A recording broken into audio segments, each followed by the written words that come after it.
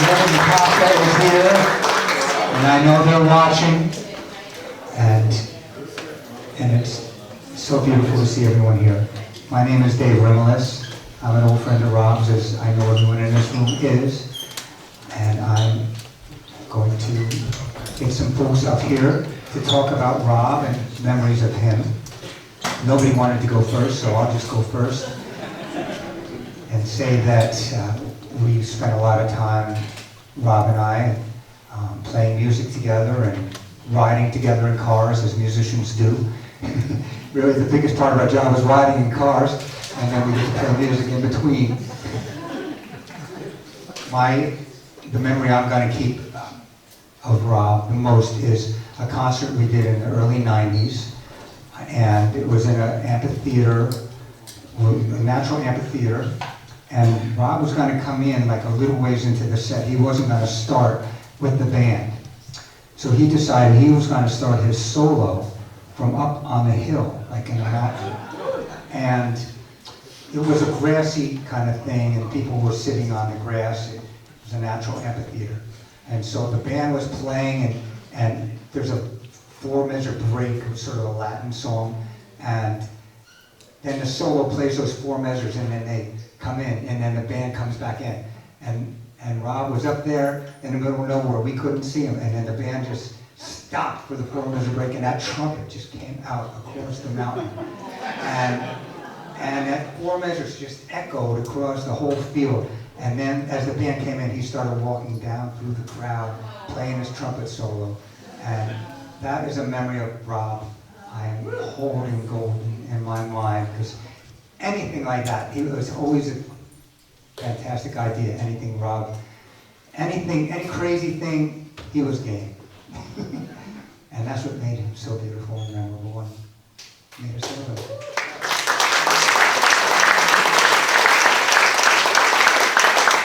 So, right now I'd like to introduce Deb McLean, who worked in an acting troupe with Rob, and Deb is out there somewhere. Are you out there, Deb? Come on up.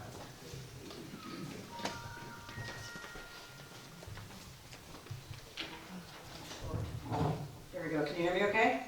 Yeah. So I direct a group called Lunatic Fringe that started in 1997, an improv group. And Rob was a member of that group for a couple of years. I can't remember the exact years, but it was back when Matt was playing keyboard for us. And I have been doing improv shows for most of my life. So I've probably done hundreds of shows. I've worked with dozens of people, all of whom are funny. So I know a lot of funny people. And of all of those improv scenes and all of those improvised songs and all that stuff that I have been a part of or have witnessed in shows, I remember probably maybe 10 or 12. Like, that's all I can remember. The stuff goes in, it goes out, another one comes in. One of those is Rob. Now, I did not work with Rob that long. I was not a close friend of his, but in the time that he was in that group, he did this goofy song. And you remember this, right? And Ann Connolly, where's Ann? Ann remembers it because she was there, and maybe Nick, you remember that. So it was the silliest thing, but it still sticks in my head, and it still makes me laugh.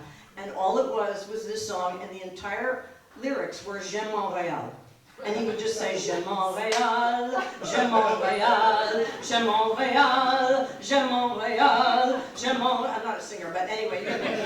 And then at the end, he would say, Je n'aime pas, and then he would come up with weird names of cities that he didn't like. So, Je n'aime pas Moose Jaw, J'aime Montréal, Je n'aime pas Istanbul, J'aime Montréal. This is ridiculous, silly, ridiculous. And to this day, I remember it, and when I went to Montreal with my kids, I made them sing it with me.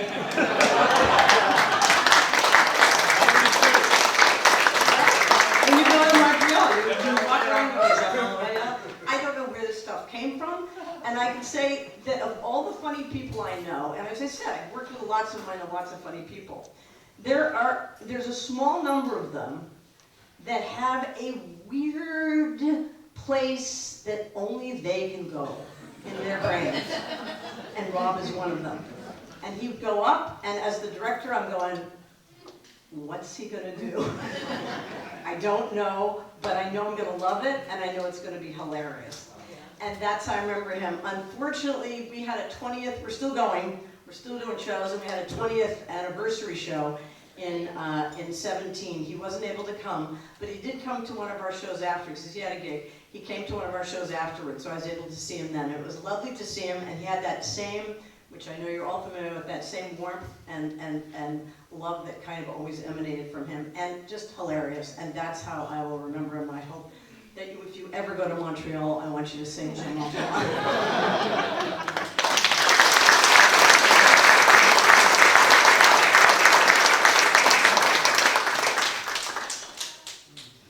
Thank you, Deb. And now Corey McDonald is going to say a few words.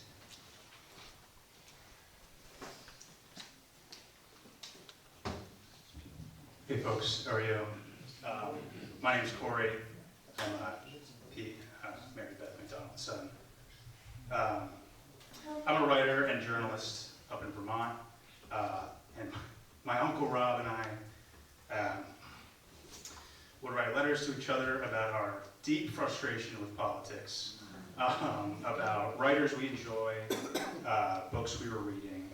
On top of being a musician, artist, and actor, Rob was incredibly well read, and he turned me on to a lot of the great classics, authors.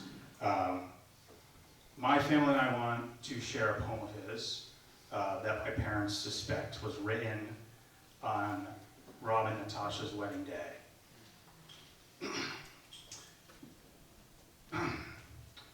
Our eyes, ears, and hearts are open to the world, but for an instant. Within that instant lies all we shall ever know of what it is to be human, moments with which we celebrate friendship, laughter, and love, moments which are immeasurable and impossible to grasp. As tomorrow is today, is yesterday, let us all be thankful for this blessed now, Rob Henke.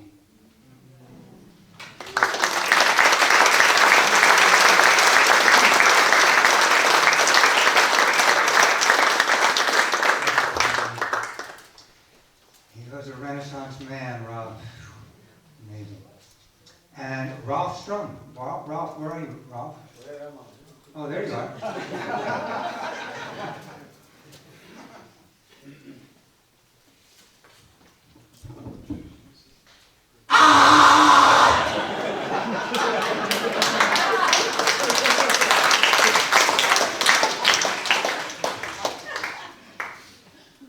That says it all. Yeah, what's next? Yeah, for a long time, Rob has been a part of all of our lives. And he's been working with Strike Anywhere for a lot of years.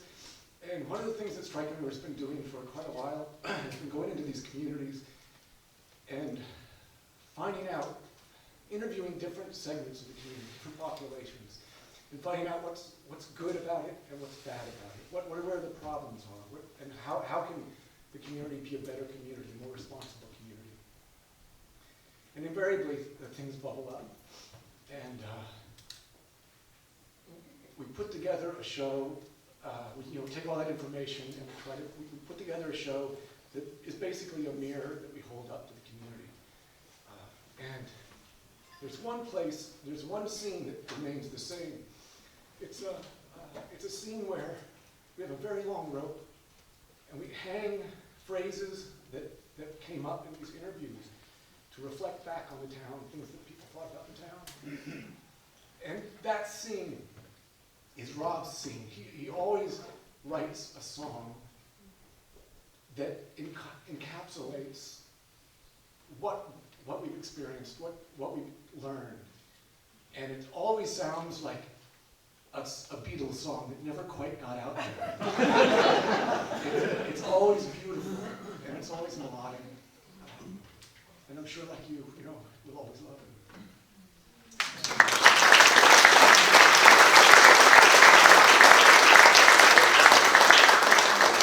Thank you, Rob. And Ariel Guitry is going to speak now. Ariel.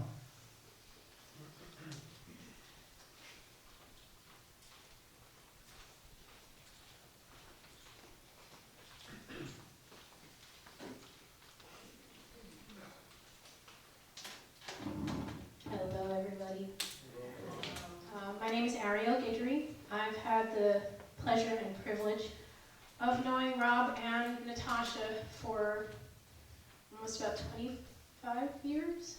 And I've known them from the Montclair Music Studio. Rob is one of the most incredible souls that I've ever had the privilege of meeting. He was art in motion. A kinetic soul, a kinetic spirit, exuberant in nature and so very full of life. It's as if he lived multiple lifetimes in one being, as if his frame was so, there was a limit to the flesh that the soul and spirit transcends. And so he lived many, many lives in one. And each and every one of us are facets of those lives that he shared. And for that, I am forever grateful and indelibly changed. Thank you.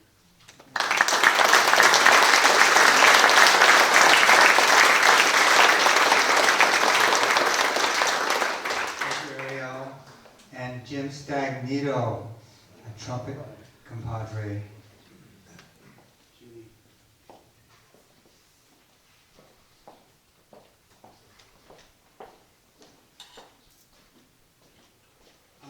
You have to forgive me, I'm a nervous public speaker, and I'm a little bit under the gun following Ariel. That was so beautiful, Ariel. And the only thing that popped into my tiny brain was a rather undignified memory of Rob. but to me, funny nonetheless. And so I'm going to share it with you, and I apologize in advance. But there was a chapter in Rob's life where if he was in the company of friends, if he was happy, if he was safe, he would occasionally imbibe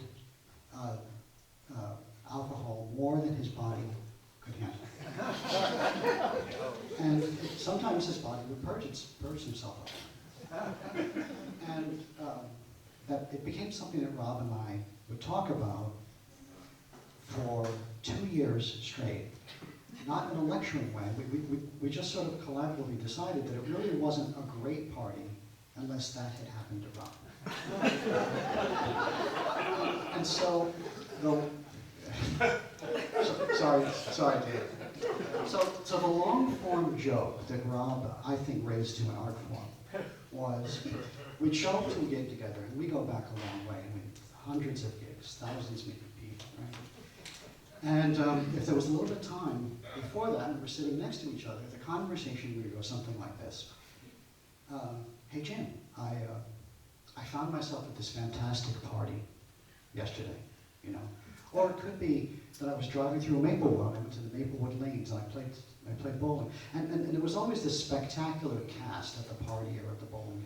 You know, it was Jesus and Gandhi and Hulk Hogan, or it was the Beatles having a reunion, but Miles Davis was there.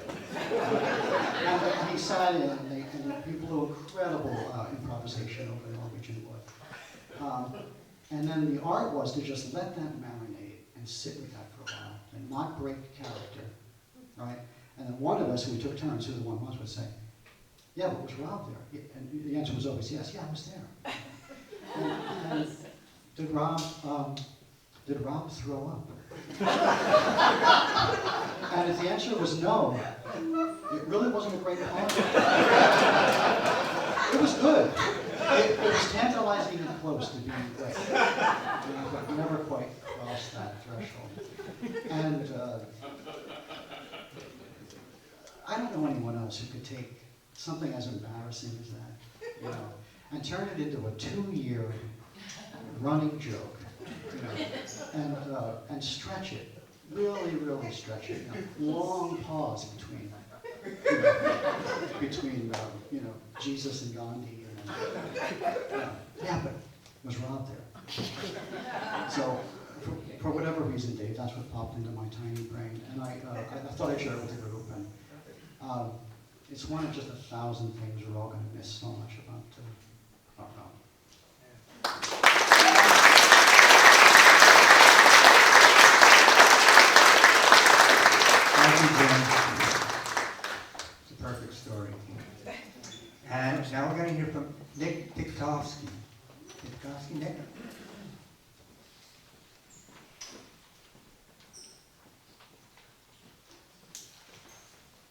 everybody. My name's Nick. You're Tim. So I met Rob because my band Dr. Nerve needed a sub for our trumpet player, and Tim introduced us to Rob. And my very first memory of Rob is in our rehearsal space. He's reading these ridiculously difficult charts the first time he's ever seen them. And he's sort of sight reading them, then we'll do it a second time, and like in the few seconds between takes, I saw him like just like pointing to the notes ahead and like singing them to himself, and like second time we do the tune, it would be great. And that was such a sort of metaphor for who he was. He's like in the moment or a little ahead of you, just a little ahead of you. And that was such a precious, precious state of being that Rob exemplified. We did a lot of work together. We did a lot of touring, and did a lot of side projects like writing these insane plays during the few hours that we would have on the train rides. We did a metal album with Rob. When's the last time you heard that thing? I gotta take that up. And there were these great moments. If we actually had a connection in Cologne, Germany, there were these sausage stands. So like, even if you had like a 10-minute layover, you could just get a couple of bratwursts. Remember this vivid memory of like, I don't think we have time. Rob's like, oh, I'm doing this. So Rob is like, oh, where's Rob? And I'm like, ding, you know, the train goes. It's Germany, you know. But it's not going to go if I'm holding the door. And so, like, holding the door, and there comes Rob with the two bratwursts and a smile, like, yes, get on the train, boom. Oh my God, it's so good. And then just one story. I mean, there's a gazillion stories. His holiday cards that come in the mail. But there was one of the last times we toured with Nerve. We did this set in a friend's steakhouse. It was kind of a special thing. And Rob had written a tune on like the back of an envelope, you know, in a couple of minutes, or I don't know when he wrote it, like on the train over, on the bus ride over, or whatever. He said, "Yeah, I got this tune. I want to do this tune. You guys want to do this tune?" And it was a classic German sort of beer hall, steakhouse, beer hall thing. And he wrote this tune, and it was called like, I don't remember the name of it, Otto in Paris or something. It was about this down and out guy. It's like the perfect German drinking tune. You know that tune? Yeah. So it's like, It's on the laptop. oh, no way. Well, we got, yeah. So this guy, I lost my money, I lost my keys, I lost my girlfriend, I can't get home. It's like, but I got my beer, you know. And so we premiered this tune in this hall. And it was a Dr. Nerve gig. Presumably people were there to see us, but the reaction that tune got, it's like they understood that tune, and he understood them. Like, I remember the audience just, when it got to the sort of part where you got to raise your stein, everyone did. It was like, oh my God, Rob, how did you do this? And then the tour kept going, and our last gig, the promoter said, "Are you going to do that too?" Like, how did you find out about this? So like, within like 4 days, this tune grew to legendary status, and of course we did do the tune, and that is just so Rob. You know, he just does this thing spontaneously and burns with meteoric brilliance. So I'm going to miss him so deeply, and I'm sure we all will.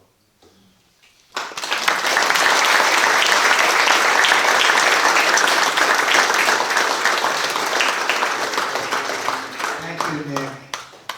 And Bob Farrell, where are you, Bob?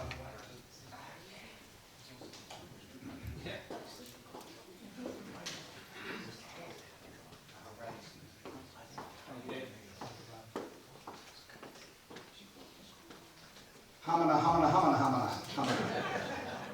I'll keep this short. Maybe you want to get a pot of coffee going. It's going to be about an hour and a half. Anyway, I met Rob back in the 80s. I'm a trombone player. And I just immediately fell in love with his style and his free-flowing improvisation, and then the breaks, hanging out, and just having a blast. Man, just miss him. But I did give Rob a nickname because of his heritage, and he loved it. And his nickname was Baron von Henke. and for Natasha, it was Baroness von Henke. And they loved it. It was cool. So anyway, I got Rob into this band called the Spirit of Life Ensemble, which I played with for a long time. And we played every Monday night at Sweet Basil, great jazz club in New York. We were the house band. So anyway, I told the band director about Rob. So we walked in, the band director, Daoud, is with me, and we look over at the bar, and Rob is there, and he had one of those, always had those hip scarves. He's wearing like crazy pants, wild hat, having a cognac, an American Spirit cigarette, and reading a German newspaper. And the leader of the band, Daoud, goes, he meets the requirements.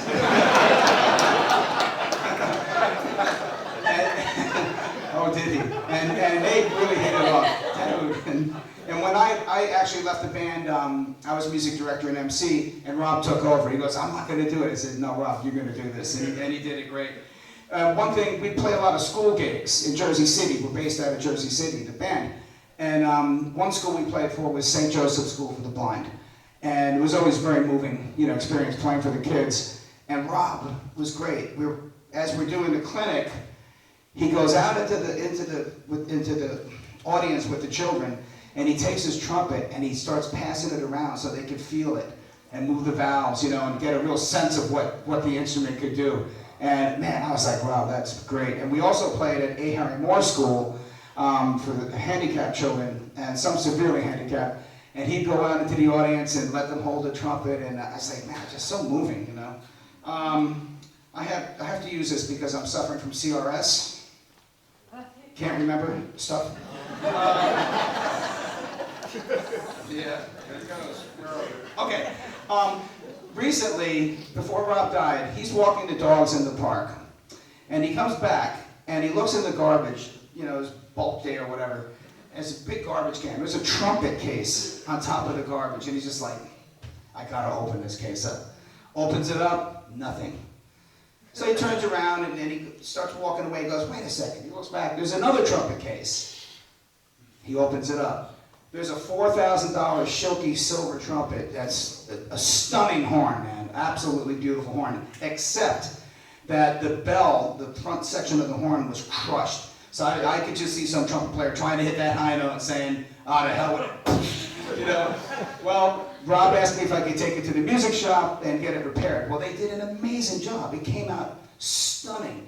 So I said, Rob, with Natasha, I'm sure you could use some extra money, and let me sell this horn to some of my students. It could be quite a bit of money. And he goes, no. He goes, I don't want you to sell it. I want them to pay for the repair, and I want you to give it to a student of yours that could use it, and that his father doesn't own any Porsches or anything. So, so I said, I have the perfect, I gave it to this kid. The kid loved it. He sounds great. And I even had the kid, I said, look, you got to write Rob. I wrote him a nice thank you note, drew a little trumpet. But, I mean, what a beautiful thing Rob did with that. That was just very moving. So, okay. That's it. Anyway, God bless and God bless.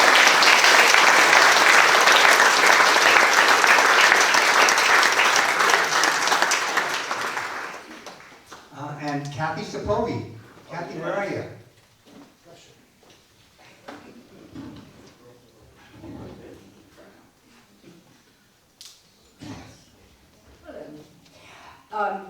My name's Kathy Sapovi. I'm the keyboard player in Dr. Nerve, Nick Dudkovsky's band. It's fitting that I should be talking because though I'm a pianist, we mostly did Nick's music in Dr. Nerve, but one of the times we didn't was Rob's piece, Chomsky. And this was a piece that I did not play keyboard on, I ranted over. And so I like to think that it was one of the most fun things I've ever done in my life. And so I always think that I got to be the muse for Rob for that piece, and I really, really appreciate that.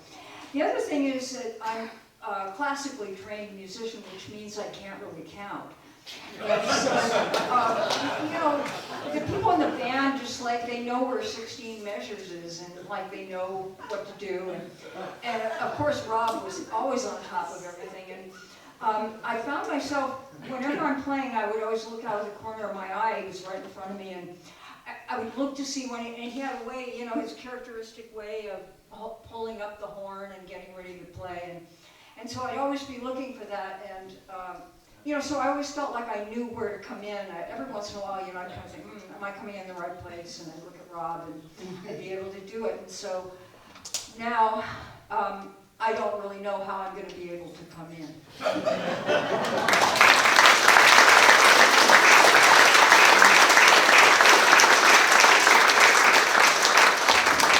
you, Kathy. And Jesse Krakow. Jesse would like to say. Thanks, Jesse.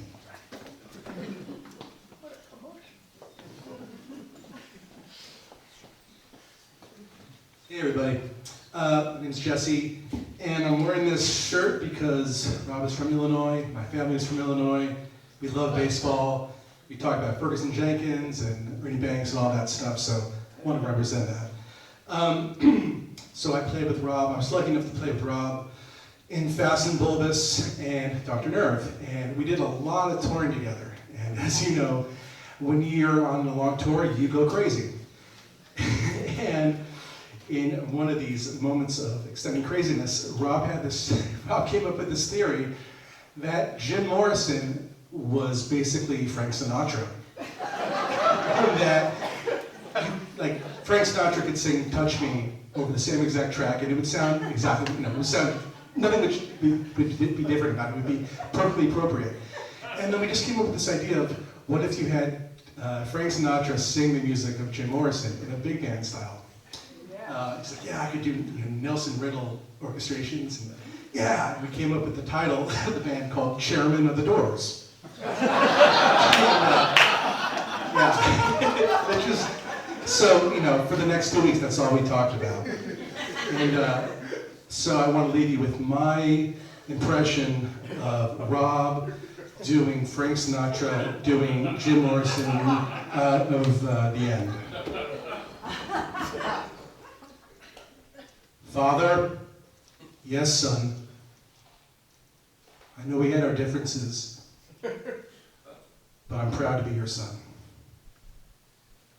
Mother, I cherish your memory. Thanks, Rob.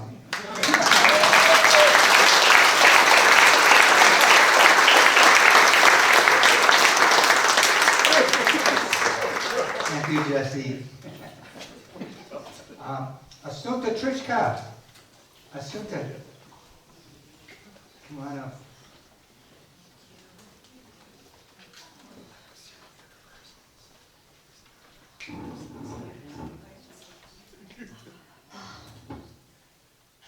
Unlike so many of you, I really hadn't seen Rob in a really, really long time, certainly before COVID, and maybe 8 or 10 years.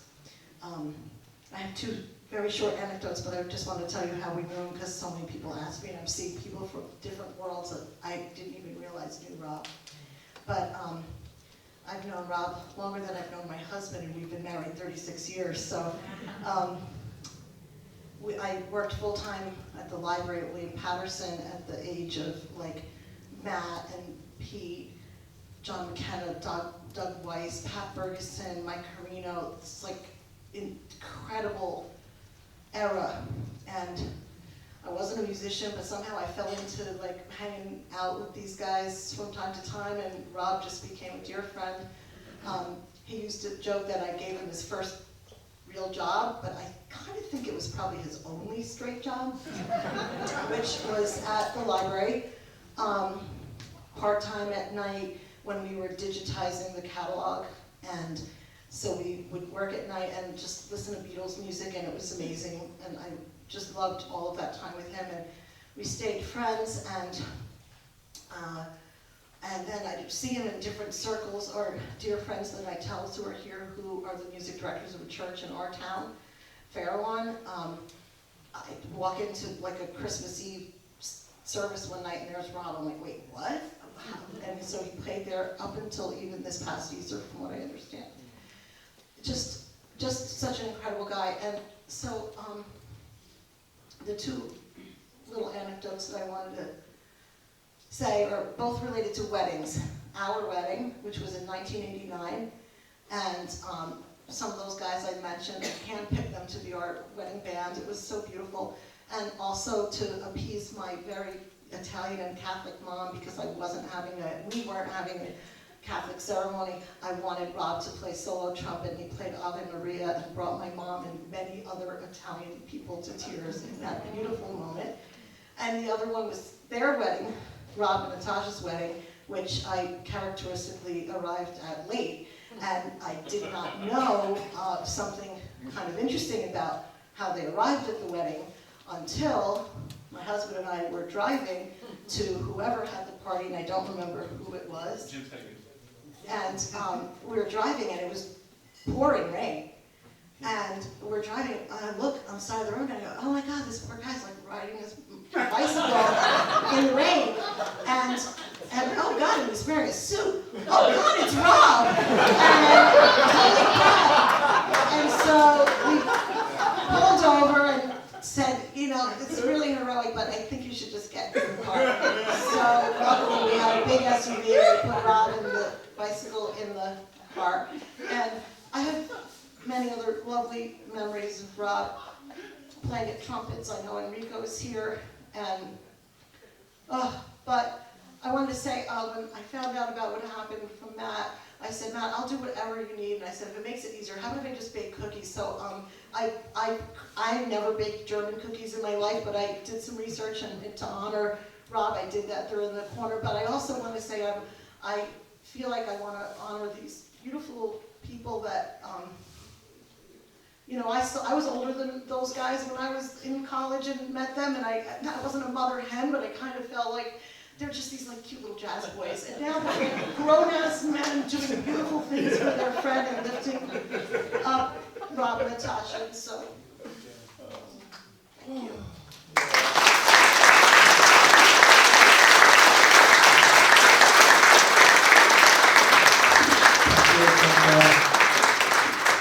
Chris Stearns. Chris.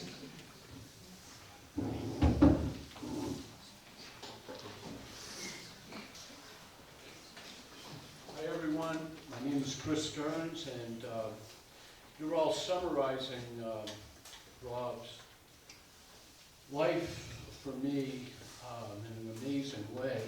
And I also go back, I think, to when I first heard Rob play with Matt. You guys arrived maybe around the same time, right? Yep. From the same part of the world. And I was awestruck, really. I was just blown away, and I'm a trumpet player. And eventually, and I was living with Bill Ware as my roommate, Mike Kaplan and I, and we, you know, all you guys, you know, men and women and girls and boys, Bobby.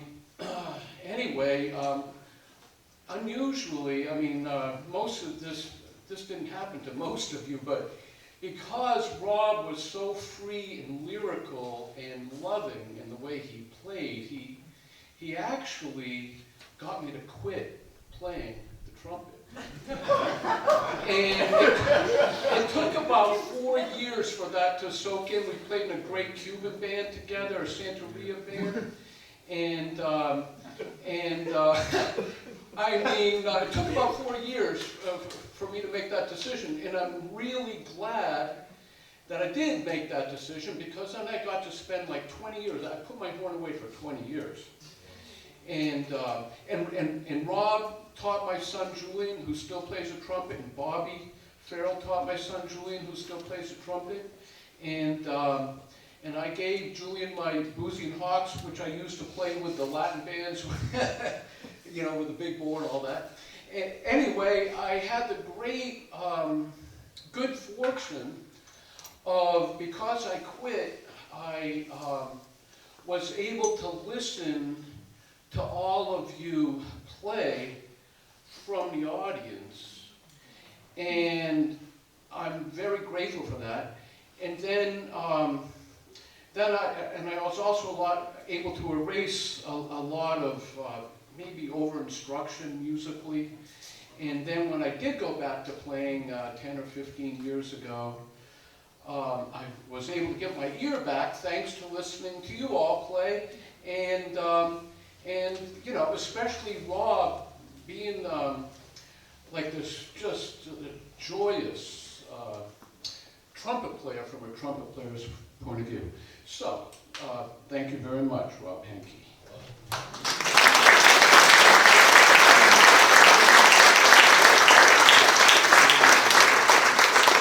Thank you, Chris. And Regan, where are you? Regan Razik. Present. Present.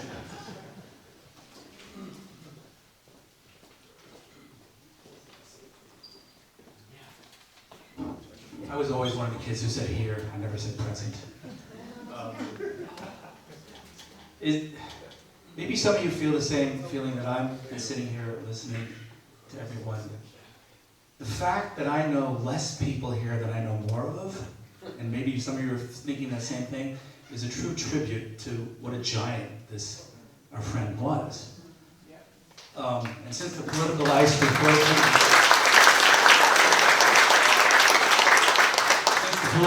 was broken, and I would talk to Rob at least once a month about the goings-on in the world and the non-goings-on in the world. I'll say a few words. Man, woman, person, camera, TV. Nobody get it? That was the cognitive test that Mr. Trump passed. Musically speaking, I think I have more to say there. Rob is a musician, not only a trumpet player, but as a musician, he was also a composer while he was playing someone else's music. When you listen to his solos, there's a story there, there's a thread line. He would always allude to the head and then take it somewhere else. Maybe come back, maybe not. But I think if you combine, you know what I'm saying, if you combine the technique of a Donald Byrd, I'm going to do trumpet players, the coolness of Chet Baker, and the abstractness of Don Cherry, you just begin to get into the world of Rob Henke. And I know a lot of you know what I mean. I'm going to tell a sad story, actually. There's been so many funny stories. And I'm very fortunate, blessed to have worked with Rob on at least 75 tracks, maybe 100. Most are unavailable. No.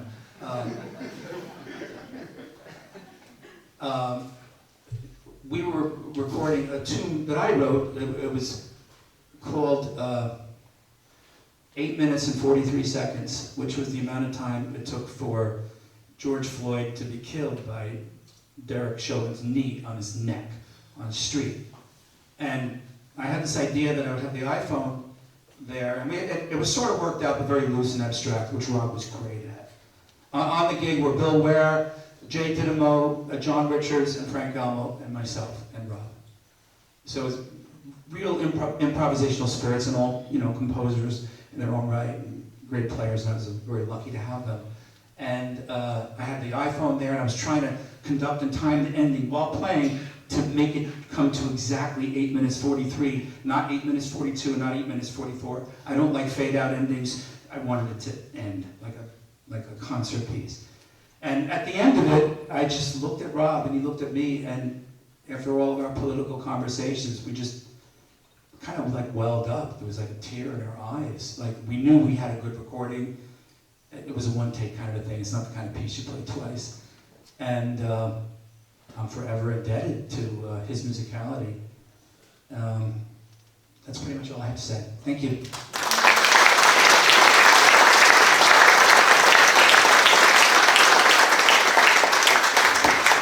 Thank you. Bolden Hilash. Hey, Bolden.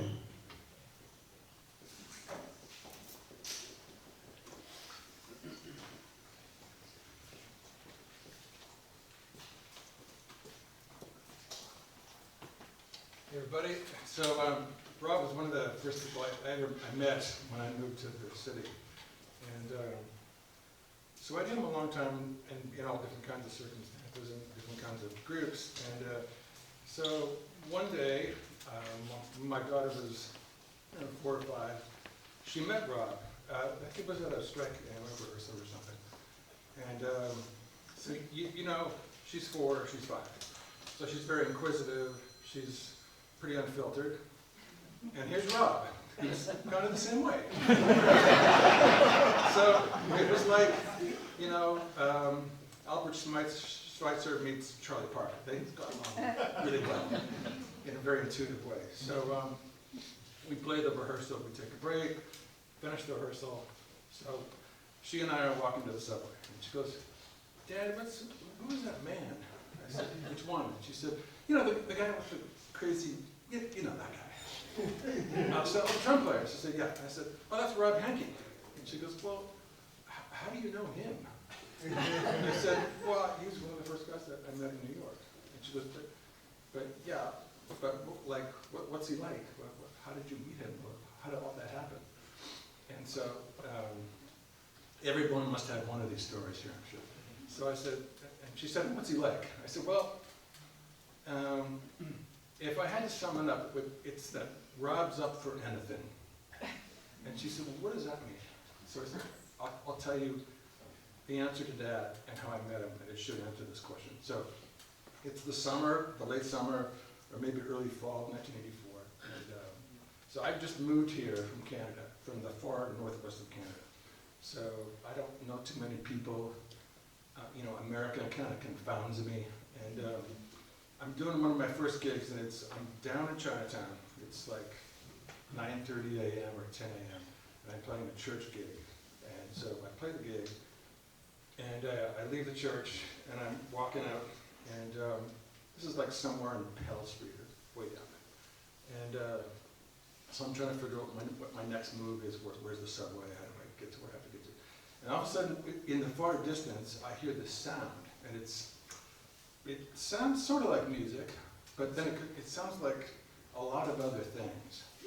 And it's kind of like the Ives Third Symphony. Like you hear this weird sound, and it's 2 marching bands in 2 different valleys, and they're slowly coming together. The sound was like that.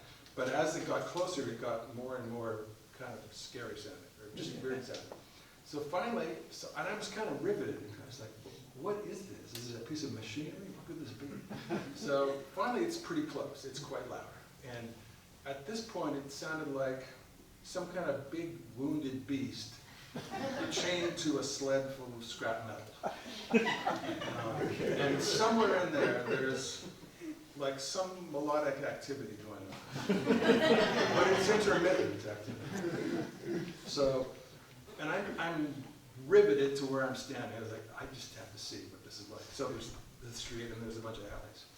So as it gets closer, I can sort of tell that whatever it was trying to reproduce the list March Funèbre.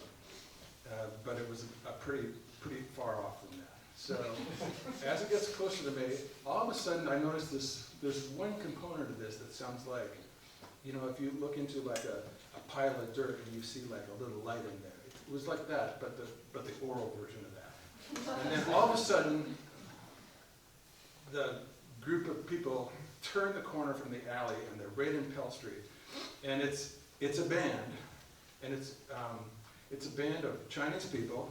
The median age in the band was probably 82. And they were all dressed in polyester black and white. It was a Chinese funeral band. And I don't know if any of you have ever seen one of those bands, but it's a very unique experience. So, so they're playing this piece of music, and it doesn't sound anything like music. It just sounds, you know, like a bunch of racket. And in the middle of this, I hear this shining, you know, sort of laser beam trumpet tone, and I look, and it's Rob. I didn't know who that was. And he had a black coat on with, I think, maybe velvet lapels that he probably bored for the gig. And so he's playing, and he's on the outside. And there's like 6 rows of these guys. It's all brass instruments, maybe a clarinet or 2. And so they're going along, and as he walks past me, so I'm dressed for church, so I had a black suit on, and I had an instrument case. So he's playing, he's kind of really the only one that's playing kind of thing. And so as he passes me by, he finishes his phrase, and he looks at me and goes, "Get out your horn." And he goes back to playing. And this racket goes on by. And so, I'm like, so he's looking at me, and then they turn around a chord and they go down another half. So I told my daughter this, and she said, "Wow, so do you work with, like, what happened after that?" I said, "Well, I didn't work with them then, but shortly after that, maybe about 4 months, I met him on an actual gig, and I think it was some sort of improvisation gig, and so there was rows of us playing, and Rob was behind me, unbeknownst to me, and we were in the middle of this group improvisation, and whoever was leading it said, "Okay, so for the next few minutes when I point to you, I want you to recite something that's familiar to you. It could be anything at all, and then when I cut you off, the next person starts." And so he's pointing to people, and other people are improvising on their instruments, and he points behind me, and all of a sudden I hear someone, they're doing an impression of Hermann Goering. And it's in German, obviously, and I don't know if you know this, Hermann Goering had a very high childlike voice, even though he weighed 500 pounds. And and it went on and on and on. As Rob was wont to do, the longer he spoke, the more animated he got. And so the voice went up and up and up. So we finished playing, and I turn around, and I look at him, and we recognize each other. And I said, "I knew it was you. It had to be you." So I'll finish up by the tying up of this. So when I told my daughter that story, she wasn't quite buying it. She's like, I don't know. So the years go by, she turns 15 or something. We're down in Chinatown. We went to a restaurant down there, and it was for dim sum. We came out and we're walking to the ice cream shop, and guess what we hear? A Chinese funeral band. And guess what it sounds like? So we wait. I said, "Just wait." And so the same thing happens. We wait, it gets louder. They turn the corner, and there's Rob. Ironically, he was dressed pretty much the same way. I think it was the same coat. So we're standing there, and he often played with his eyes closed. So they go past us, and Oscar's like, she said, that's him. So as they go past us, he opens his eyes for a moment, and he sees both of us. And without missing a beat, he goes, "Where's your horn?"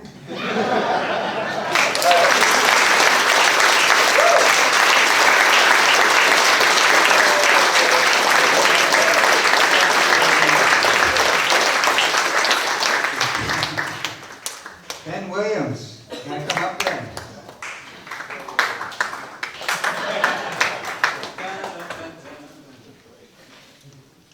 Okay, I'm a little nervous. I need help. So we all know the Henke laugh, the one syllable ha. Yes? On the count of 3, can I please have a Henke ha? 1, 2, 3. Ha! God, I needed that. Yeah, that's Rob. Now, another thing Rob can do, which I can't do, you can do this with this jacket. You know, you pull it up. And so we'd be, now I played with, I'm a trombone player. We played a gazillion gigs. But we played Diane Moser's Composer's Big Band. And Rob was behind me, and we had some amazing writers in this room. Rob Miller and Jim Sapelli, incredible writers, beautifully wrought, just works. Rob had a different approach. He would have nice arrangements, but the thing on the gig, he would be there in the back. If you remember, Rob, he kind of had this thing, he kind of, okay. All right, okay, we're going to do Mars Count again. Okay, so Scott, you're going to do 8 bars here, and then Tom Kaleo will play this here. And so we'd have the music, but he would be creating. And it was his vision, but you know what? He was letting it be our vision too. It was such an act of generosity when playing with him, because he would give you what he has, and he would take what you would give him. And, you know, it was such a joy. Thinking about this, I probably played more gigs, like one single musician in the last 25 years was Rob. I was so lucky. Club day bands, my Kaplan's group, Diane's group. And the thing about Rob, brilliant artist. He was a jobber. You know, you hear about the Chinese band? He took great pride. He did gigs, man. So I had a friend who did Peruvian bands.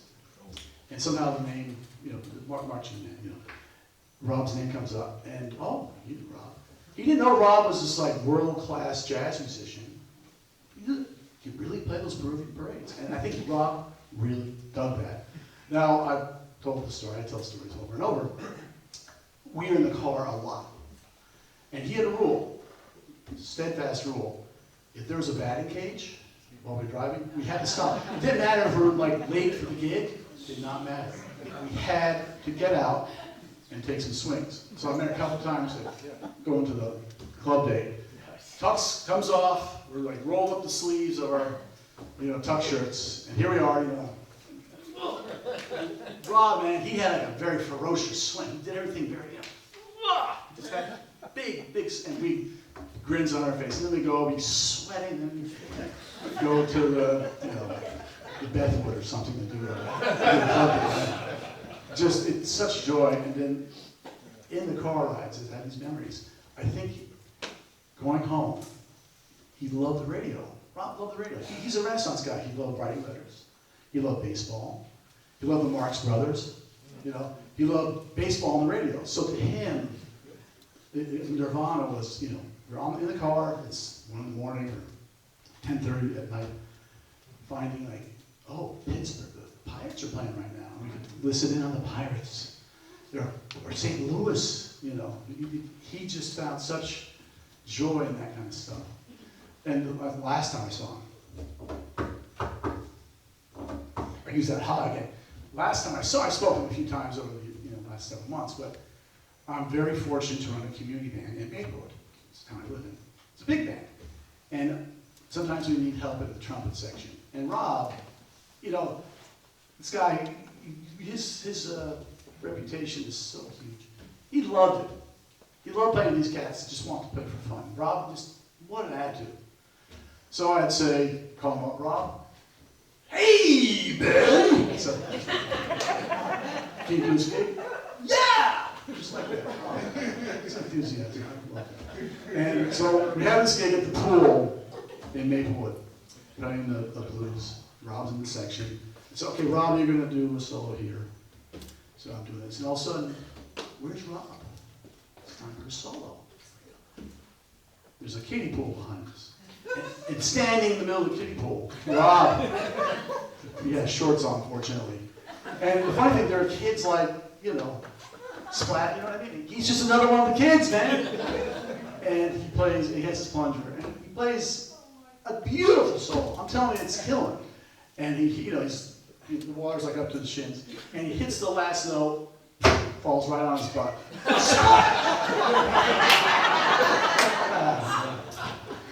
So, that joy, he knew, and he did because he loved it, but he just gave so much. So, I know he's digging this somewhere, and we miss him, we love him. Thank you.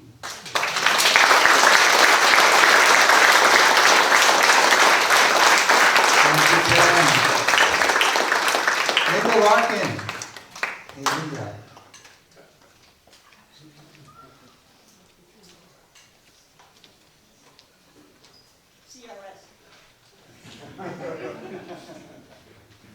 I'm Linda Larkin. I was band director at Montclair Kimberly Academy Middle School for 22 years. During at least 17 of those years, I had the privilege of working with Ron. He came in to assist me in band rehearsals, brass classes, jazz band, and he gave private lessons. As a classically trained oboist, my jazz chops were pretty limited. It was Rob who really showed me all of the students the tools for jazz, the joys, the pleasures of learning and performing jazz. He was a master at getting middle schoolers notoriously shy when it comes to exposing themselves in any way to try and eventually succeed at performing improvised solos. He was amazing. He would start with just one note. He would do a drone and say, okay, play sounds with that, whatever you like. And he just made them feel comfortable. And they started fooling around with it. And it got to the point where they didn't want to stop. It was fantastic. When I would take the bands to competitions, the adjudicators always marveled at our students and their solos and how confidently they performed. Other bands would have their band directors writing out the solos for them. Not ours. We had Rob. He was amazing. He said, you can do this. It's all good. Play whatever you want. You own the moment. And they did. It was fantastic. He brought sound painting to us, into our band room. It enhanced everyone's listening skills. It raised the level of alertness in the room, me too. It also gave students an opportunity to be live composers on their own. What power and awe. Give a signal and sound comes out all over. Fourth graders, new to playing instruments and everything that goes along with that. He would very seriously mention to students what seems obvious to all of the seasoned musicians.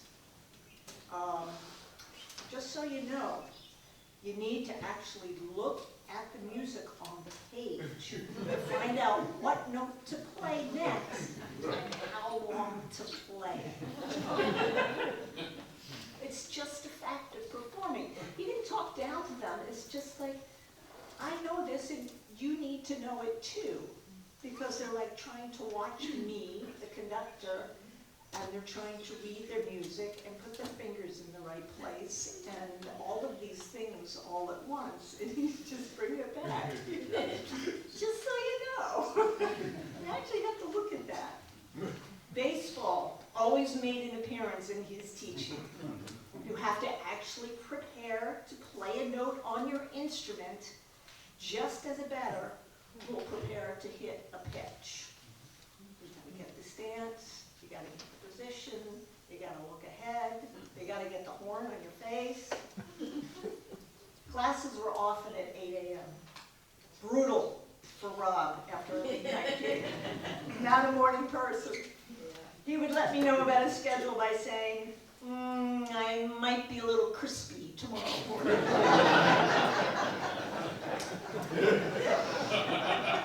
It was a great way of putting it.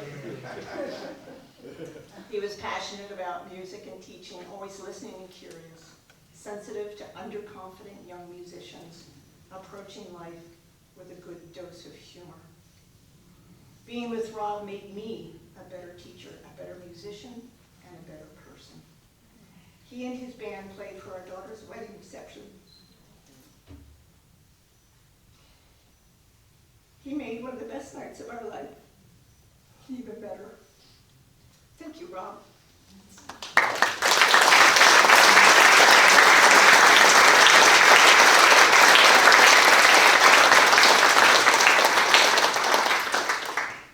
I've met a number of you here, and there are a number of MKA people here as well, and we have a few teachers. I mean, Rob was the one constant that I had for those 17 years. He was always there as my assistant, but I've had many others circle through. And some of them are far away at this point, and they asked me to say a few things for them. This one is from Karen Camp. She taught violin at the school. She says, although Rob and I never played a gig together or taught together, we did do demos for third graders, for rental companies, and at MKA together. It was difficult to follow Rob. He was so energetic and got the kids so excited by his presentation. I always felt so dull and boring after him. Rob talked about students with so much passion. If a student was eager to learn, he was eager to share his knowledge. I saw him teach in passing beginners, older middle school students. He especially loved explaining jazz. It didn't matter what instrument they played. He was very humble about his gigs. So many times I would hear he was in Europe with a band or touring in the US. He never blew his horn about his gigs.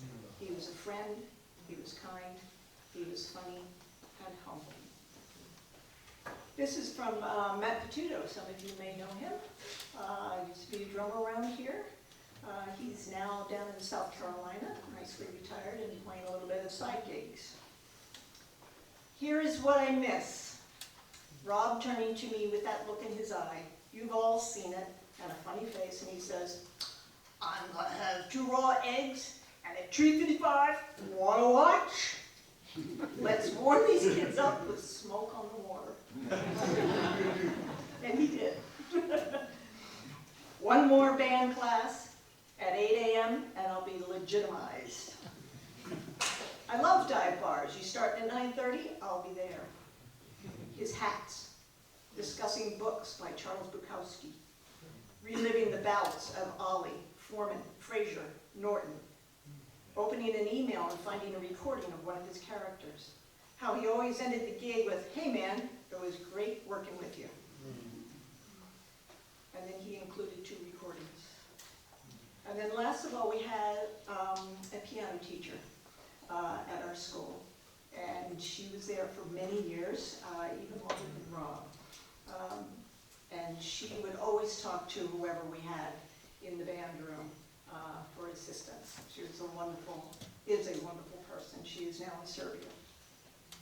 Dear Rob, it is with a heavy heart that I write this, knowing I cannot be there in person to celebrate your life and mourn your passing. Living abroad makes attending your memorial impossible, and for that I am truly sorry. You and I shared nearly 2 decades working together at Montclair Kimberly. I remember Natasha from early to mid-2000s, meeting her at Montclair Music Studio. She was always so engaging, and our conversations, beyond just her selling me piano books, and they were always a highlight. When you were hired to teach at MKA, what I didn't realize at the time was that Natasha from Montclair Music Studio was your wife. One day I walked into Montclair Music Studio to buy some books, and while talking to Natasha, you passed behind me. I casually mentioned to her, this guy Rob, he works with me at the school. Her response, that's my Rob. Caught me completely off guard. I honestly thought she was joking, not understanding what she was trying to say. Then she lifted her hand, showing me her ring, and clarified, Rob is my husband. I was utterly surprised, but also incredibly happy to discover that the two of you were more than just 2 people working together. Working with you at the same school and seeing you a few times a week was a true joy. You and I had such deep conversations, and I will truly miss that. No matter how hard life was hitting you in the last year while Natasha was struggling with her illness, you always found the room to laugh. And you definitely had a distinct laugh. We just did it. That laugh will remain ingrained in my head. It was almost like some kind of stream. I could always know when you entered the band room. With my room closed upstairs, the laugh could be heard even with my students playing next to me. I will always remember our last few phone conversations, how much you said you were missing her. And you asked me when I said, how can I help you, Rob? You said, go outside, look at the sky, and say hello to Natasha. And now, very often when I walk, I look at the sky and I say hello to both of you. I will always miss you, but somewhere I know that you found your peace by being reunited with Natasha. Maria. Thank you.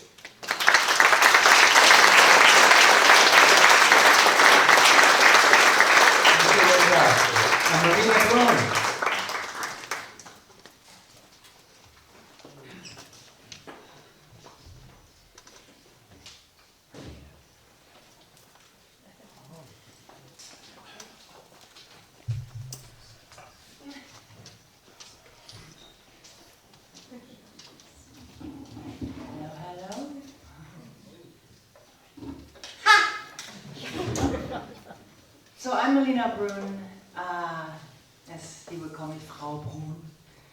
I'm a Northern German Canadian, grew up in Hamburg, Germany, so I'm a Nordic. As Herr Henke was, of course, a Southern German. And when I just got off the train, I've never been to this area, I almost fell over how beautiful it is, thinking of how to sit on that little bench and just wonder how he was sitting there with his trumpet case on his way to the city to meet me and my band, Melina and the Oompas, to perform Oktoberfest music. Yes, Rob Henke was the Meister at Oktoberfest music. And now I'm listening to you guys, it all makes sense. I'm getting goosebumps. Think about it. I walk in, I see everybody here. We're all connected with this one person, right? Jazz, soul, blues, old stuff, new stuff, funny stuff. We're all connected. It's insane. And what beautiful people. Wow, I can sense, right? I'm so proud of Matt doing this. Give it up for Matt.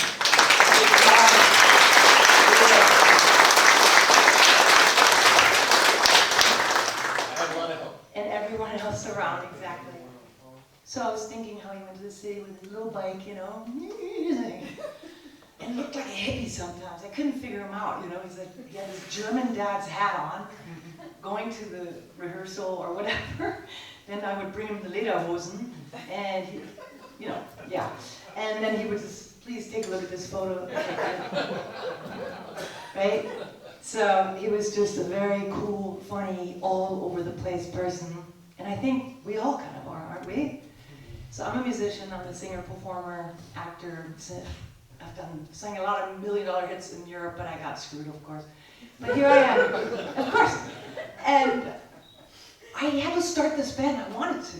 Somebody asked me, Melina, let's do Oktoberfest. I'm like, sure, what do you need? A polka band? I'm like, okay, you mean an Oompa band? That's what we call it. And I did sing in Munich and learned it there. I had to know how to wear a dirndl and all that stuff. And so I got a band together. It was a tuba, of course, accordion, trumpet, and drums. And me, the singer.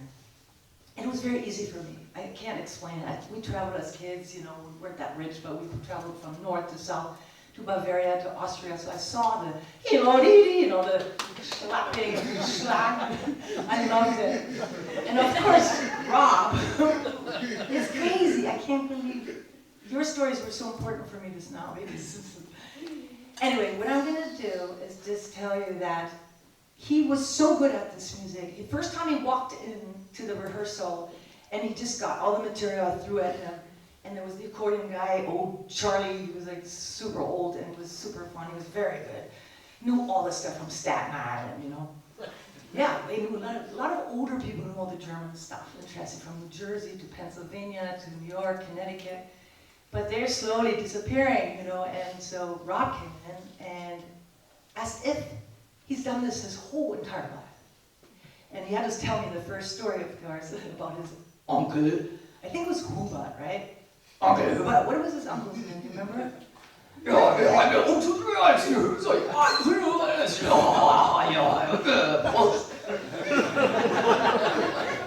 But it matched him, right? It's insane. When he started with me, he did not have lederhosen, and I didn't have one that fit him. So first day was in jeans and a red and white checkered top, so that at least he could fit him for the first gig. I ordered the lederhosen so he could wear them next time. It was so beautiful. You have to go to my website, Melina and the Oompas, okay, to see what he's done. It's the waltzes. It's not just German. Da, da, da, da, da. No. It's waltzes. It's polkas. It is marching music. Every single song is different. Has a different emotion. It's a very fun thing. And then, of course, we go into the 40s. We did Marlene Dietrich's song, right?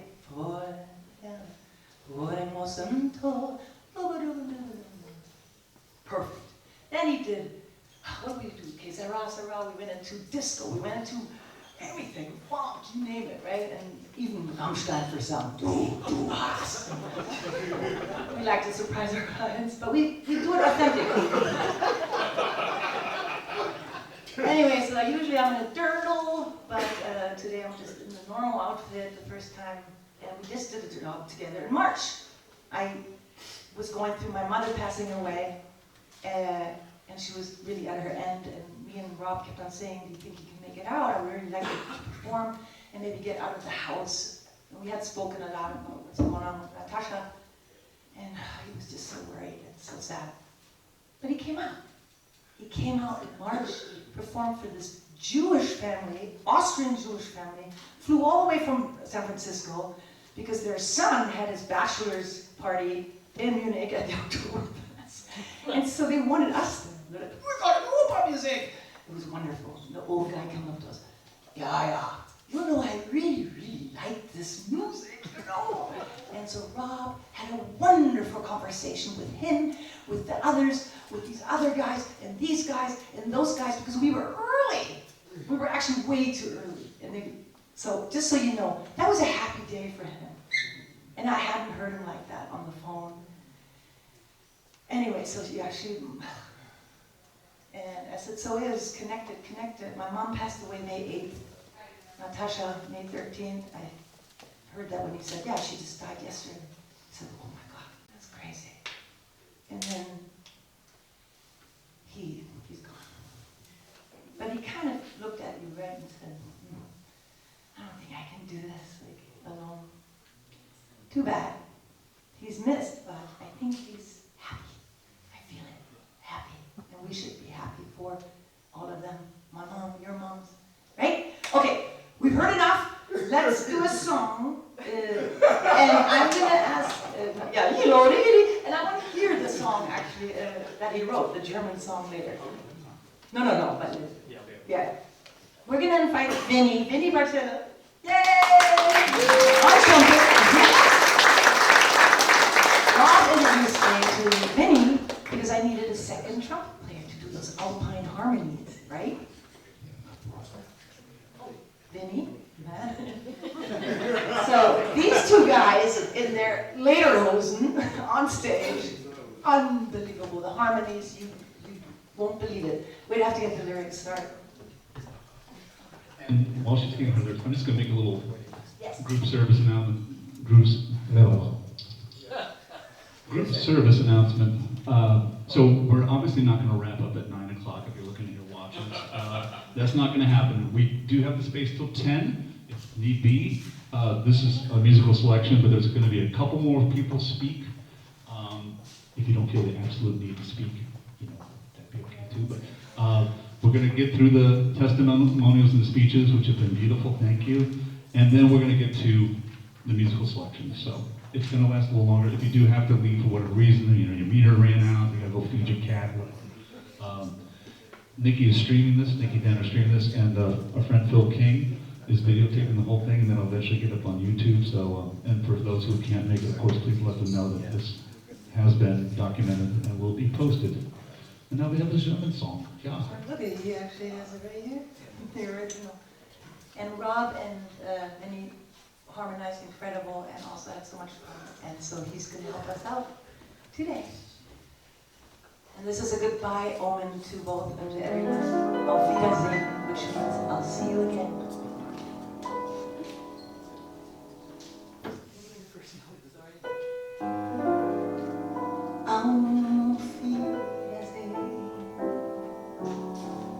Auf Wiedersehen,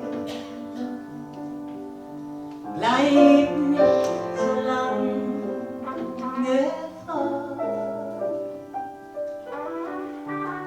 denn ohne dich wär's halb so schön, darauf hast du mein Wort. Auf Wiedersehen, auf Wiedersehen, das eine glaube ich, nachher gedacht,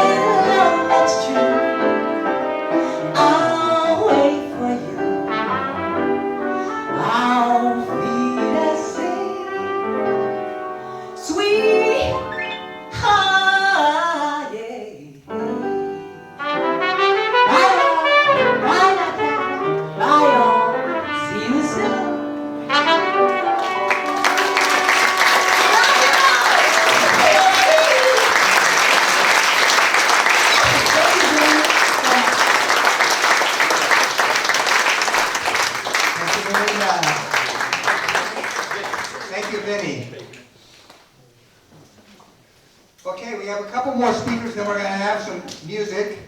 And Joe Conti. John. Oh, I'm sorry. John Conti. I'm sorry.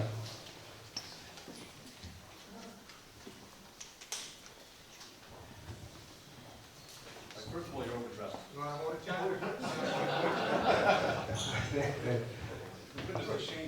Like a bunch of you, I met Rob at William Patterson College. I transferred in from Rutgers in 83, fall of 83. And yeah, we played some gigs around campus and towns around.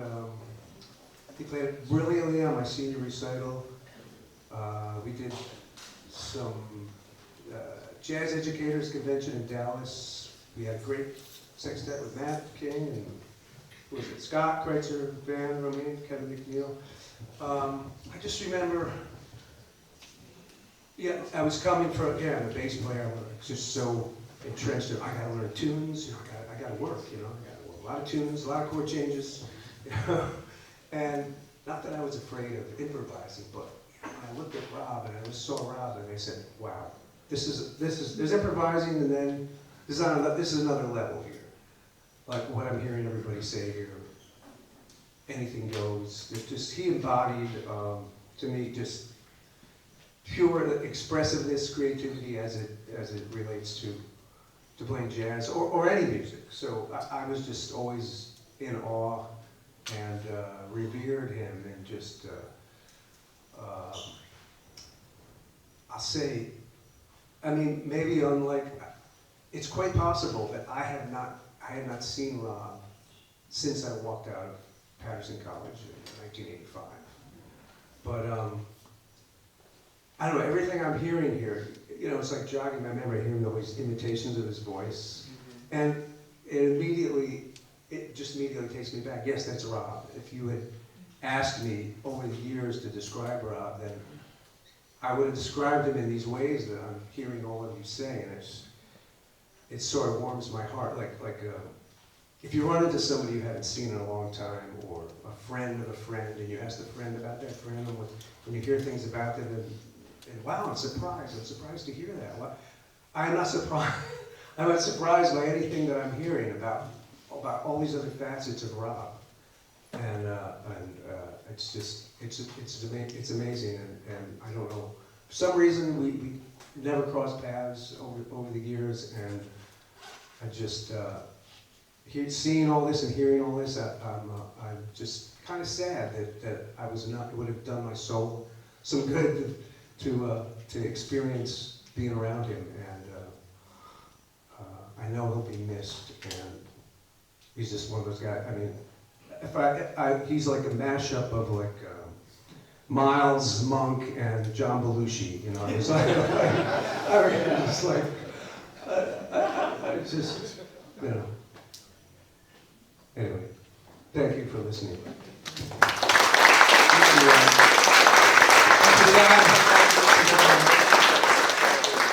All right, we're getting down there, and one of the organizers who put all this together, Ariel was up here before, was also really important in Natasha and Rob in the memorial for both of them, and Nikki Denner, who did a whole lot for Rob and Natasha.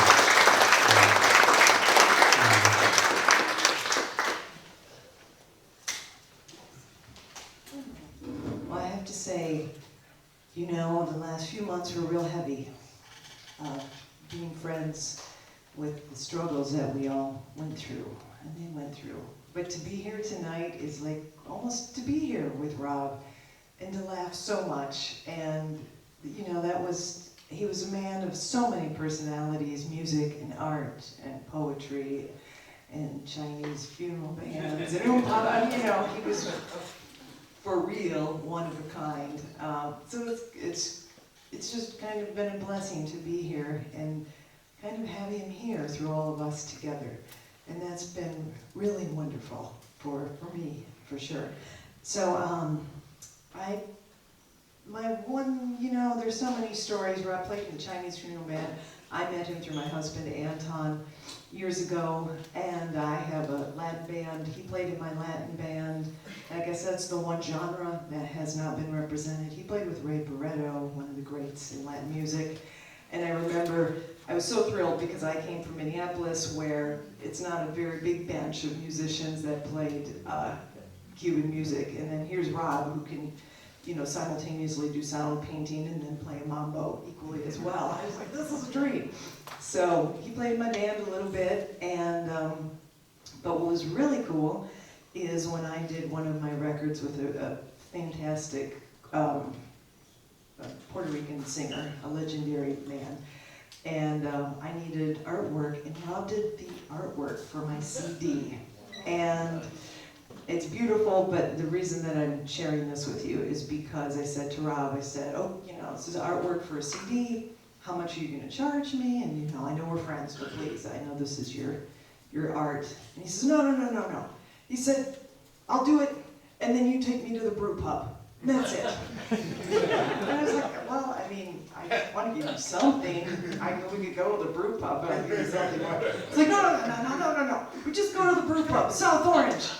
And so that's what he did, and he's got this beautiful artwork, and I brought a bunch of CDs for those of you with late model cars that actually might not have this and might want to play it. The CD's really good, but it's also a memento if you want some of Rob's beautiful artwork. And the artwork was just like Rob. He was just to the point. He saw things so clearly and so beautifully, and he had so much art. And it's not been easy for us who have been close to him. And it just reminds me, that grief is the price we pay for love. And it's hard because we're greedy and we don't want to lose people, but that's the price we pay, And there's a poem that says, by Sarah Teasdale, that says, give all you have for love and never count the cost. And even though the cost is really high with this, it's like I paid double or triple, because that cost gave us the music and the laughter and Natasha's ice cream and Rob's beer and his crazy horns, which I didn't even know, like he had 7 baritones, and they were all in different keys, but he played them all great, and then he could play monk on all of those, and then he had some horn that didn't even have a name that he got from his, I don't even know, right? So, it's all worth the price, and I'd pay it again, and I'd pay it 500 times more just to be friends with them. So, thank you.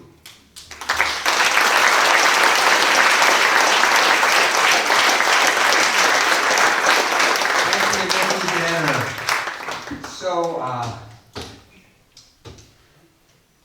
last but not least, my good friend Matt King is going to come up and say a few words, and then he's going to lead us into the musical portion of this evening. And Ralph just told me there is going to be another. It's just an announcement. You want to come up and say it? Yeah. Okay.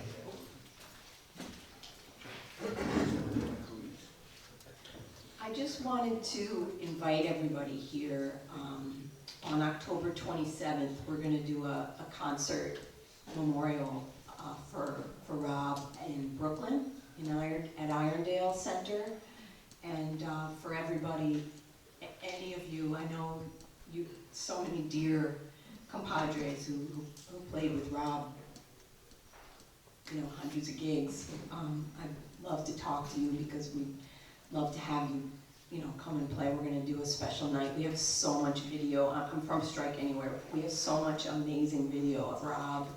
And Rolf just found a stack of compositions by Rob. We got so much music and stuff to share. And the stories have been so amazing tonight. But we also want to have a night that's just full of music for Rob. So just want to invite you back for that. And we'll talk to Matt and get the word out to you.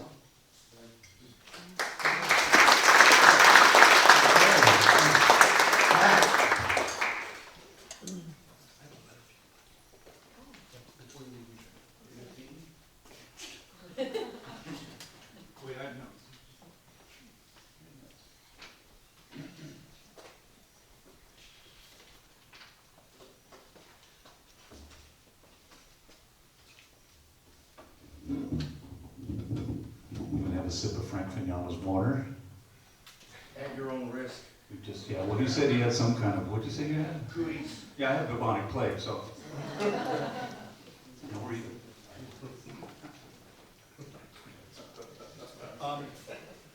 Just a couple housekeeping things. Again, what did I say before? Groups of PSAs, public service announcements. That's what it means. As you know, when Rob and Natasha passed, they left two lovely doggies behind, Suki and Atticus. And you may have seen a couple posters that I put up around the room that look like this. Is Joanne here tonight? Okay, hi Joanne. So Joanne is a friend from the Montclair Dog Park that used to hang out with Rob and Natasha, and of course their dogs. She has graciously taken these dogs, by Nick Dipkowski. She has graciously taken the dogs into her home, but it's not a permanent home. They still need to find like a forever home for these animals. So I have one of these flyers left. Feel free to grab one with you. You take one with you when you leave, and and if you know someone who would want to adopt these dogs, that would be awesome. Secondly, speaking of water, I'm just going to be an eco-Nazi here. I put a little sign right there. If you start a water and you don't finish it here, please take it with you. We don't want to pick up 100 or half-empty water bottles. It's bad for the environment, and you need to hydrate. It's freaking hot out there. Also, I promise you, I visited this church 3 times. It was on the recommendation of Errol Guidry, the Montclair Music Studio where she worked, and she knew Rob and Natasha. They used to have their student recitals here. And she also advised us that Natasha used to sing in the choir here in the church for a couple of years, so none of this we knew. But I visited the church 3 prior occasions, including yesterday, to just check out the space and do the business with the church. And I promise you, it was so much cooler those other 3 days. I don't know what happened. It was so nice down here. So thank you for hanging in there, and like I said, keep hydrating. I also was speaking of the space. In this beautiful event we were able to have. We want to thank James Tweely. Most of us knew him as Jim Tweely back in school. He was a William Patterson Jazz major with many of us. He was a great drummer.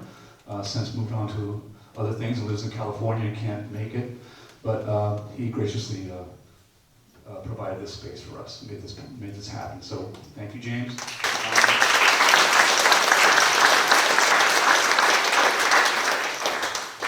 Just recapping a bit, a lot of people that were looking in on Rob and Natasha, well, ever since she got sick last year, and then especially in the final months and weeks, and when Rob began his rather quick spiral down, Anton and Nikki Denner, Pete and Mary Beth McDonald, who went through about a piano's worth of mail that piled up the Henke's house and got that to the lawyer. There is a lawyer, by the way, working on the estate that's going to eventually sell the house.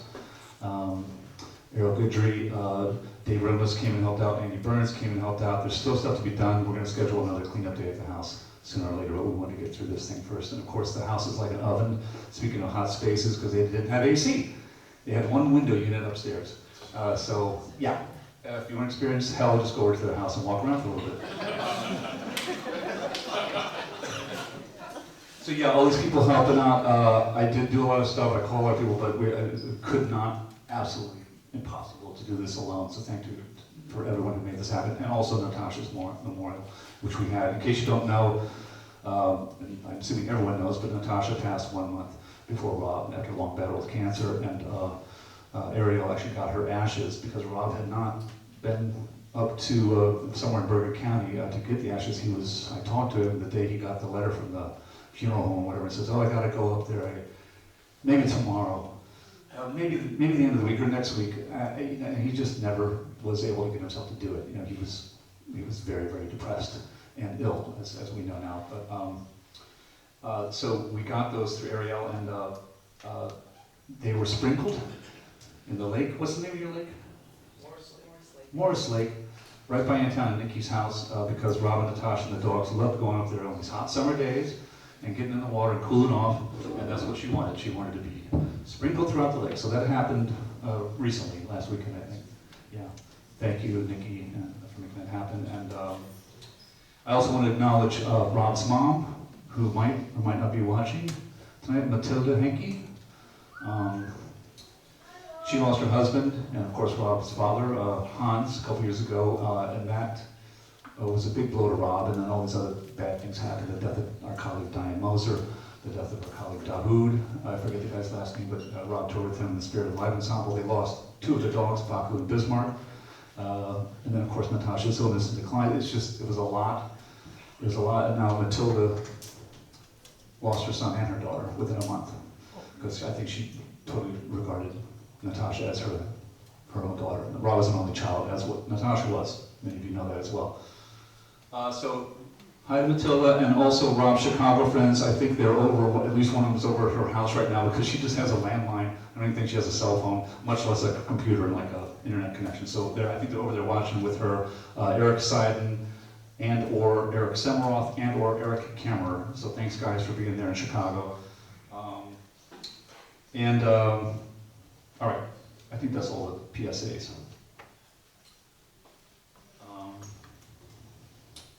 So, this is Martinique. This is Martinique. It's a little island in the Caribbean. Why the hell is Matt talking about Martinique? Well, it's kind of a random Rob Henke thing to do. I'm actually going to pass one of these out. You just pass this around. Sure. This is Martinique. Just Martinique. Yeah, you've been sitting idly for way too long.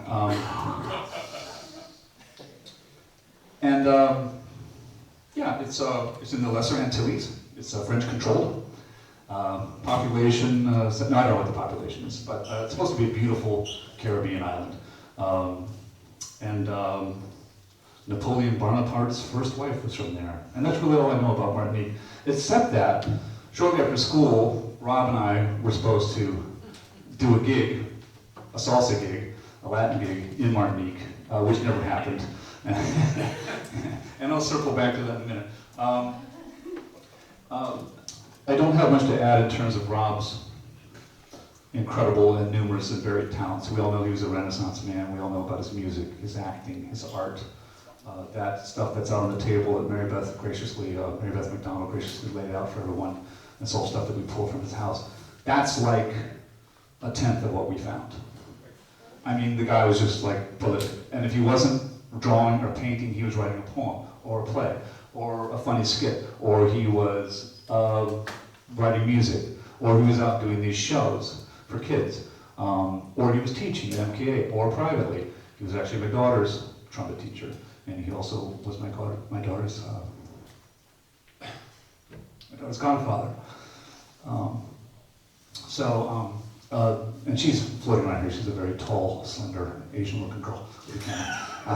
So anyway, she didn't stick with the trumpet either, but that's not Rob's fault.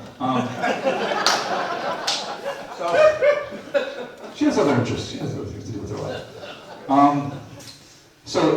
And some of you who were at Natasha's memorial, which was shortly after Rob passed, this is going to be a little bit redundant, and if you read my Facebook post, it's also going to be a little bit redundant, but sorry. There's nothing wrong with a little redundancy, and I always say there's nothing wrong with a little redundancy. So, I grew up in a little town in west central Illinois called Quincy. Not a very exciting place to live, but it was a nice, safe place to grow up. Rob was from Chicago, a suburb called Lombard, which once I visited, I realized it wasn't really that much unlike my town, except that he was half an hour from Chicago. And my closest place of civilization was about 2.5 hours from St. Louis. But we met when we were both teenagers. I think I'm about a year and a half older than Rob. I think he turned 59 this past February. I'm turning 61 at the end of the month. I know I don't look a day over 60. But, we met as teenagers at University of Illinois. It was a summer jazz camp. I showed up basically like this in probably some dorky shirt and like jeans and khakis, and it's from a very straight-laced, kind of quiet Midwestern town surrounded by cornfields and church-going family. And my mom didn't play jazz around the house. She basically played muzak around the house. It wasn't like the most interesting musical environment. Although she was a singer and she had pianos and blah, blah. So that's how I got into it. Rob had come down, as I said, from Chicago, or suburbs of Chicago. And we met at this camp, and I just loved this guy immediately. And so, unlike me, he was like in a beret and the round dark shades, and like a dashiki and parachute pants and sandals. I'm like, who is this? Like, where did this guy grow? He was like a jazz hipster at like 15.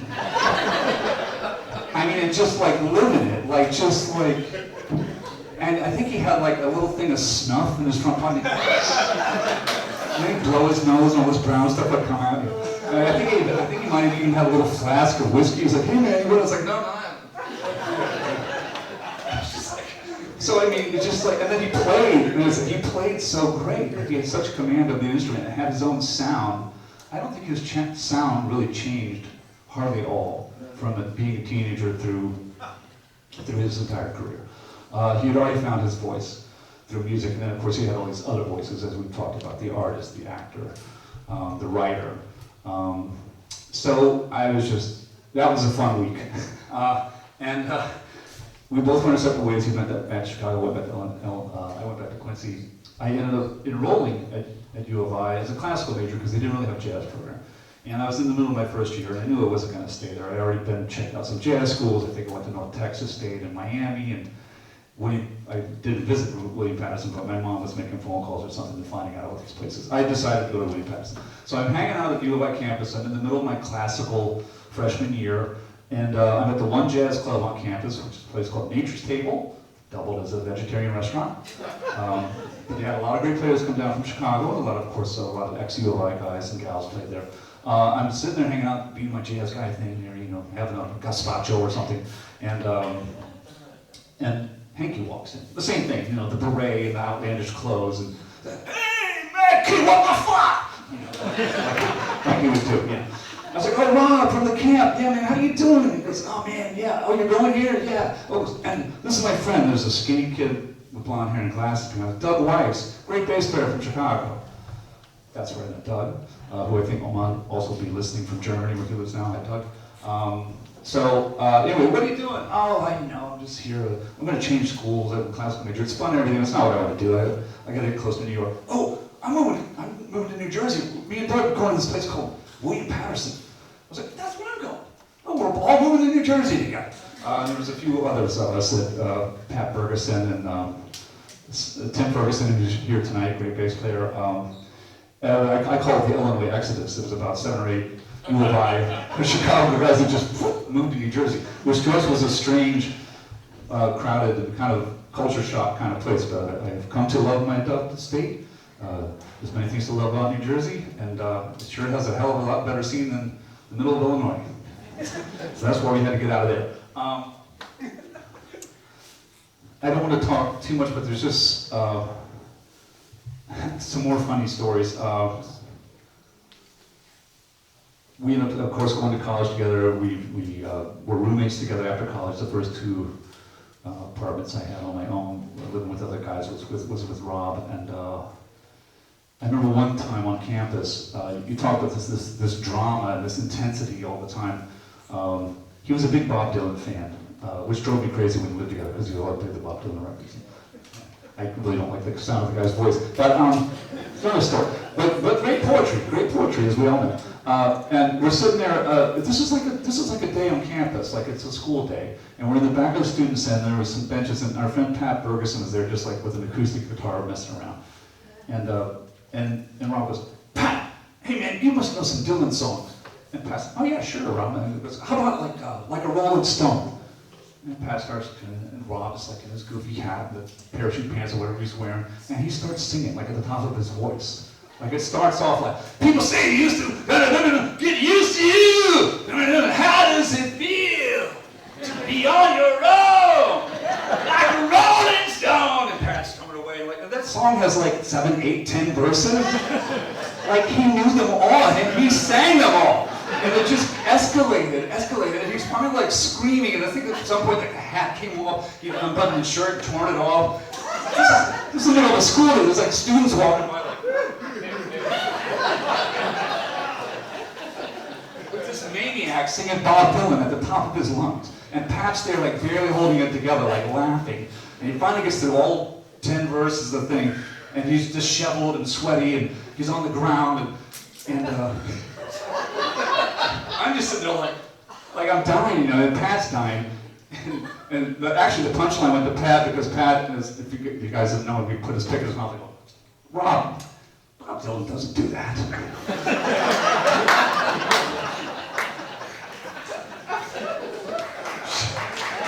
wish I had a video of that. I mean, that's just like a drop in the bucket of the crazy shit this guy did, like constantly. And it was always, like you said, creative. Other people have said creative, spontaneous, in the moment, drawing people in, not willing to make a fool of himself. Salsa has been brought up a couple times, salsa gigs. So this is a great life experience I had with Rob. Hearing a music you've never heard before for the first time, that's a very interesting experience. I mean, especially as you're already kind of an adult, you know, you're a music major, you've learned some theory, you know some stuff about music, you think you know a lot of things, you think you've heard a lot of things. So we're in the William Patterson Music Building late one night, and as my fellow lunch can attest, the cops will come around 9 or 10 p.m., kick us out. Oh, curfew, you guys can't stay in here and practice anymore. And we'd wait till they leave, and then we'd go to the front door, one of which was kind of loose, and if you jerked hard enough, you could get the lobby door open and sneak back in, which we wouldn't stay till like 2 or 3, 4 in the morning. Sometimes they make a second sweep, you kick us out again, and we go back to the front door and jerk it open again. So we're doing a thing, practicing, sometimes partying. Some people slept there. Bill Davis. I slept there one summer, for a couple weeks anyway. Bill Davis had a residency. Yeah, Bill Davis walked around with a toothbrush and a robe. I tried to get him up here from DC, Bill could not come up, unfortunately. So anyway, Rob and I are walking around the music building late one night, and we hear this sound down the hall. It's one of those big choir rooms, a band room, one of the big rehearsal rooms at the end of the hall. And we hear this sound, and there's percussion, and there's singing, and we're both looking at each other. What is that? I don't know. Is that Brazilian music? I don't think so. So we open the door to this place, and there's a bunch of guys, 7 or 8 guys, that had come up the hill from Patterson, which is right down the hill from Wayne Patterson in Wayne, New Jersey. And Patterson had a lot of very, very diverse ethnically at the time, and had a very large Latino population, Puerto Ricans, Cubans, and so forth. So these were some Puerto Rican guys that had snuck up and gotten into the building some way illicitly as well. They came up there and were using our practice rooms for like their band rehearsal. So me and Rob walking, we're just looking at each other like these 2 guys from Illinois. And I said, what is, I said, I think it's Spanish. He goes, yeah, they're singing in Spanish. I got that. And finally they noticed us and they're like, hey, what's up, guys? And I was like, yeah, I'm sorry, but we're musicians here, we're going to school, and what are you playing? What do you mean? Well, I mean, what is this music? Oh, bro, this is salsa. You don't know salsa, man? No. Oh, it's from Puerto Rico, man. It's like, you know, and the guys with the cowbell and the guys with the trace, and they didn't have a piano player, they had the guy playing a little trace guitar.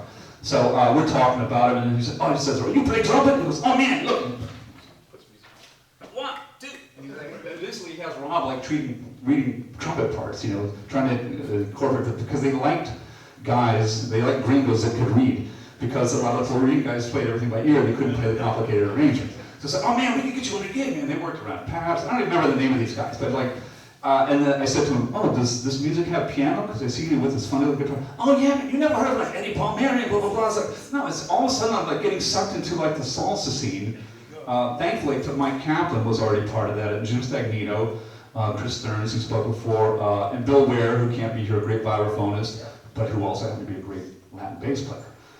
Bill did a lot of gigs like that back in the day. So Bill and Mike Kaplan especially would stand on my shoulder and go, no, this is how you do a matuto, and this is what, and all of a sudden, like this geeky kid from Central Illinois is playing music he's never heard before for like money. I'm doing gigs in like Patterson, Newark, Passaic, going to the city sometimes, you know, like they're like $50, $40 gigs, and half the times Alito would take you in the bathroom and try to pay you in Coke, you know, it's like but this is like, I mean, what a life change. Some of my first gigs, I came out here to be a jazz guy, and playing salsa music, and I don't know the music and I don't really know the language, but that's how we got started. And Rob actually did very well in that field. I stopped playing those gigs after a few years, but he, as he was mentioned, he played with Ray Barretto, who was one of the greats. Another fun memory, we're talking about the lake and Natasha and how she's floating around in there now, and she liked to swim. Rob was not a huge fan of nature, unless it was at a safe distance. I remember we were sitting outside a catering venue once at a gig, and like a bald eagle or something, or some kind of bird, basically flew from that side of the room to the other side of the room, like 100 feet away, and he's like, I'm like, why? It was the bird. I said, dude, it's like over there. It's like, it doesn't eat people. Like, and he would get in the water, but I don't think he was like much of a swimmer. Now, I grew up right next to like a 5-pool swim club that was almost practically in our backyard in Illinois, and we were lifetime members there or something. And I was, according to my mother, I was swimming before I could walk. So I was very comfortable in the water. And one time we went down to Cape May. It was on a gig with the aforementioned Bill Ware, the vibraphonist, the jazz gig. Rob wasn't on the gig, but he came down just to hang out. It was a great gig. We'd go down on a Friday, all the way down to Cape May in the bottom of New Jersey, for those that don't know. There's a club called the Old Shire, and the guy would put us up in a room upstairs with like a few bunk beds. And we'd play Friday night, we'd sleep over. We'd go to the beach during the day Saturday, play Saturday night, sleep over. Go to the beach during the day Sunday, drive back. It was great, great gig. Rob came down once just to hang out. Now, are there any children in the room? No, aside from my daughter. So, Rob and I, and again, we're coming from landlocked Illinois. I don't know how much experience Rob would have with oceans, but I hadn't had much. I had seen the Gulf of Mexico once when I was like maybe 6 or 7 years old, trip to Texas.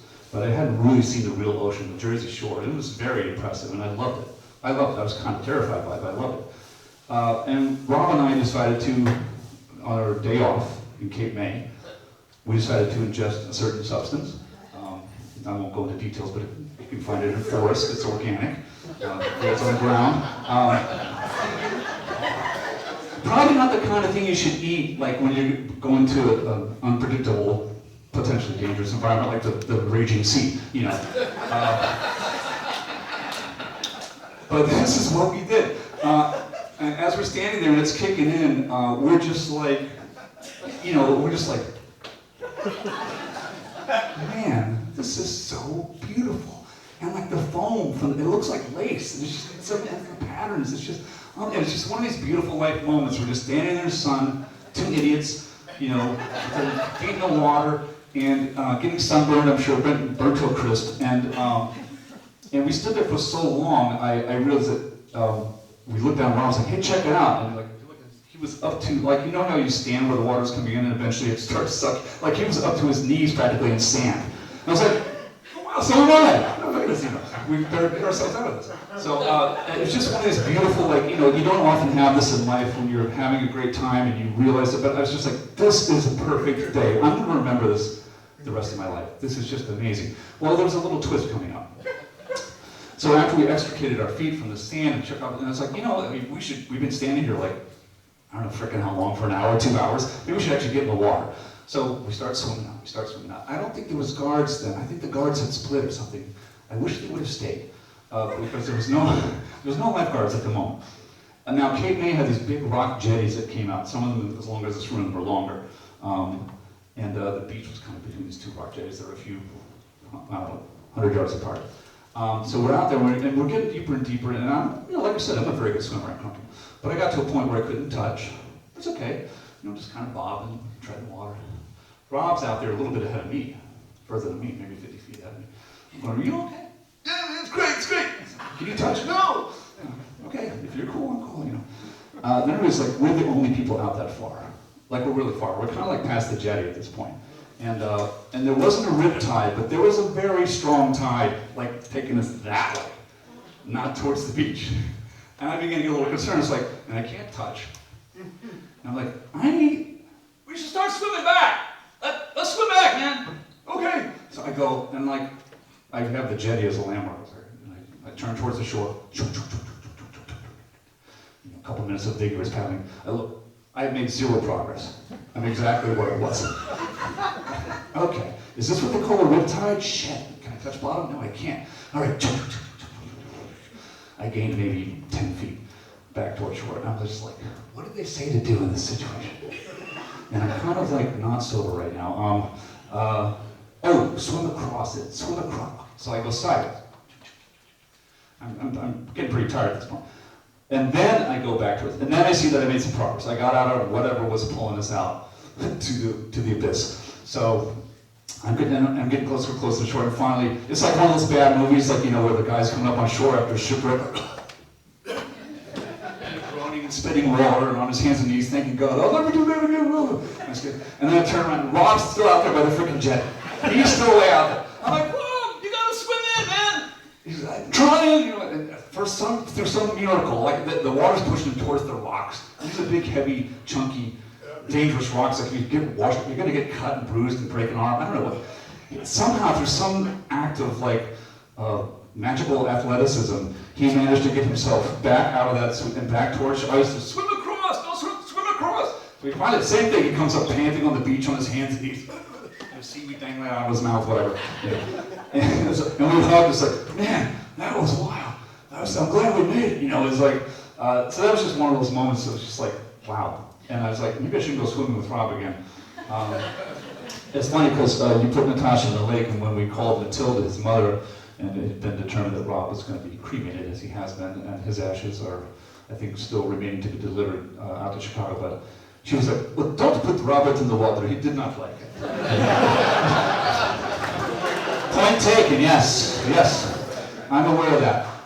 So now living with this guy, as I said, after school, I had an apartment with him and 5 other guys. It was kind of Pete knows the place. It was just a maniac pad. But and then we got our own place together in Nutley, just the 2 of us. We decided to scale down a little bit, and just living with the guy was inspirational. I mean, it was hugely entertaining because he was very funny, of course, as we all know. But just like he was always, we had a very rigid practice regimen. You know, he's practicing 3 or 4 hours a day, and I'm sitting there watching, like, you know, reruns of MASH for like 3 hours, and whatever the fuck I was watching. And I was like, you know what, I should probably go to piano practice too. Like, it guilted me into practice. He didn't say anything. It was just like, I should like be more productive, right? And when he wasn't, as I said, when he wasn't playing trumpet or writing music, he was always writing and doing sketches, and he had like basically a library. Like, our apartment was like a library. Not only his room and our living room, but like just books everywhere. And he was reading all this. I thought I was pretty well read, but no. I mean, he was reading all the stuff I'd never. All the French guys, like Camus and Sartre. He had Bukowski and tons of Kurt Vonnegut, which I believe is his favorite author, and all the stuff I hadn't read. And it was just like an education living with the man. I was like, oh, Rob said, oh, read that book, maybe you'll love that one. I'm reading all these books, and he's showing me all these Bertolt Brecht, all these German artists, and you know, Paul Klee and Matisse and all this stuff. That just, I mean, it's just like a learning experience, just hanging out with the guy, and an inspiration. He met Natasha. I really would feel remiss if we didn't mention Natasha a little bit more of this, because they were such an incredible couple. And soulmates, and I said this at Natasha's memorial, and I mean this in the best possible way, but like, where is Rob Henke going to meet another weirdo like himself?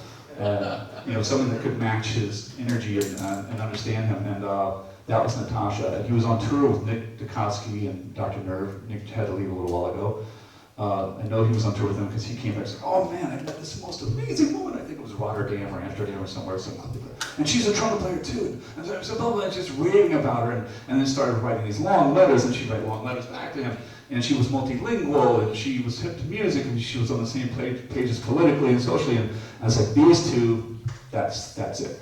And I was very honored to be the best man at the wedding. Just what an incredible couple, and I actually, in a sense, while we all missed both of them terribly, and I missed Bob, who was basically my best friend, I'm really happy to be back together. So there's that. About being an artist, and about the inspiration that Mr. Henke gave me, there is a Kurt Vonnegut quote that I found, perhaps you've heard, because Rob was probably the most consistently creative and uncompromisingly artistic person I've ever known personally. But here's what Vonnegut had to say about art. If you really want to hurt your parents, and you don't have the nerve to be gay, the least you can do is go into the arts.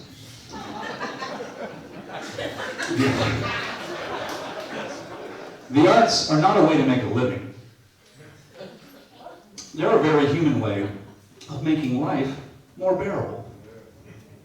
Practicing an art, no matter how well or badly, is a way to make your soul grow. Sing in the shower, dance to the radio, tell stories, write a poem to a friend, even a lousy poem. Do as well as you possibly can. You will get an enormous reward. You will have created something. You will have created something. Man, how many somethings did Rob create? Oh yeah. Just very minute examples in this room, in our memories, because he had done stuff I didn't even know about. Yeah, and of course there's always the weird gigs. We have our ideals, right? You know, he probably didn't expect to play with the Chinese funeral band. You know, a lot of us didn't expect to put on a tux and go have to do wedding gigs or other things that, you know, weren't our artistic goals. But I believe the ebullience is the right word, that enthusiasm Rob had. And I know for a fact that he worried a lot. He carried his stress very well, but he worried, underneath he worried a lot. His nickname, as his high school friends in Chicago can affirm, I think, was Nauseous. And it's because before a big test or before a big gig, where he would go in the bathroom and throw up. This was his coping mechanism. Now this ended up kind of biting him in the butt when Natasha got cancer, because then he started doing that every day. And this started his physical decline with the nausea and the vomiting and all that stuff. But then, you know, he'd come out of the bathroom before these gigs, like, you hear, by the way, he was not a subtle vomiter. I lived with the guy for several years, and you could hear it down the block. Right? So, all right, man, let's go. Really, you're okay? You sound like you just lost your esophagus in that. No, I'm good, man. Just a little nervous. I'm good now. Wow. Okay. Yeah, it's just amazing. He really, I mean, and how much better? Like even, you know, during Natasha's decline in his final months, I swear to God, the last phone call, as we all know who were trying to reach him towards the end, the last time I got him on the phone, got him to pick up his phone, it was the same thing. Matt King, what the fuck? How you doing? And just like, and this poor guy was suffering so much that we didn't know about. But I mean, what a great coping mechanism to just be joyous and have that ebullience and have that exuberance and that, and you know, as opposed to being like, hey man, screw it, don't call me anymore. You know, I'm not in the mood. Click. That's what a lot of people would do, right? But his coping mechanism was love and being open and reaching out, and that's really such a special thing. A quote I put in my Facebook post, in which I might have said at the memorial, is a Thelonious Monk quote, which is, a genius is the one who's most like himself. And I think you could say that about Natasha as well, most like herself. Two really, we will never meet another Rob and Natasha in our lives, I don't think. And that they found each other again, these two weirdos, and were able to have a life together. It's a great blessing. I'll close with this by getting back to the little Caribbean island of Martinique. So Rob and I are living in our Fairfield house, the crazy nut house, crazy bachelor pad. And we get a call from one of these Latin men. I don't even know which one. I'll call the guy Enrique. Rob comes in. And this is, by the way, this is way before cell phones and before we had personal computers. We had one landline in the house mounted on a wall with a cord. All the old folks in the room know what I'm talking about. Six guys shared the same phone. So he had gotten a call from this guy, Enrique. Hey Matt, when I came back to the park. Hey Matt, man, this guy Enrique from such and such band called. Man, it looks like the band's gonna go down to Martinique, and like that's not much money, but like, you know, we're gonna do a couple shows in there, and it's supposed to be beautiful. Like, I think one of us went to the library, looked in the encyclopedia, read up about Martinique, because who knows about Martinique. It's like, oh man, it looks great. I've never been to the Caribbean. Blah blah. Great. So now we were so naive. You know, I was just finishing college. Rob, I think, had another year to go. There was no paperwork. No one asked us for visas or to sign a form, or no one sent us plane tickets back then. They mailed them, right? Or you had to go to the airport to pick them up. They mailed them. Nothing. But we're just, yeah, man. All right, we're going to Martinique, man. Martinique, it sounds great. And then, you know, a couple days later, Enrique called, says it's not looking good. It looks like this thing's not happening. Then the next day, no man, we're still going. Enrique still called back and said, we're going. Like, and we need to be ready like Tuesday night, like 11 p.m. And this went on for like maybe 2 weeks. Like, we're going. No. We're going, we're not going. It's like, beautiful. I really want to place Martinique. Like, I really want to go, you know. And it got to the point where we actually had bags packed, both of us. And we're waiting by the door of our apartment there in Fairfield for some guy from this band to come pick us up. Again, no passport, no forms to fill out, there's no tickets paying. It's just like, be ready by 11 p.m. 11 p.m. Like, well, for what? Like idiots. So we're standing out there, and like for an hour, like by our front steps, waiting for this car that never came. And finally the guy called me and said, no, it's really definitely not happening. So, you know, this is a metaphor for life, and for a lot of us, especially in the music business and the arts, you know, you get these carrots at the end of the sticks, I mean, sometimes you get the carrot and sometimes you don't. Sometimes you get poked in the eye by the stick. But it became a running joke with Rob and I, and I'm closing with this. You know, when something disappointing would happen, or like he'd complain about something, I'd complain about something. He'd say, oh, this and that, and the guy didn't call me back. And the guy stiffed me, didn't pay me, and it was like, well, you know, we always had Martinique, that was a great thing. I mean, yeah, let's not forget about Martinique.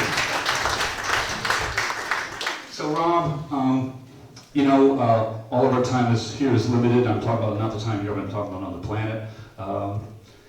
And we really need to hold our friends close. I'm kicking myself for all the time. He's called me the past few years. He goes, hey man, we got to get together at Tierny's for like a beer and a burger. Yeah, Rob, I will. I'm really busy, but maybe next week.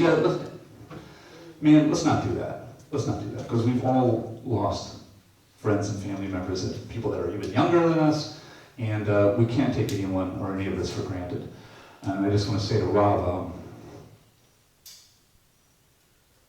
I know you're with Natasha, but when I get on that same, in that same dimension with you, I hope she'll let me borrow you, and we'll spend some time on the beach in Martinique, and not drown. Thank you.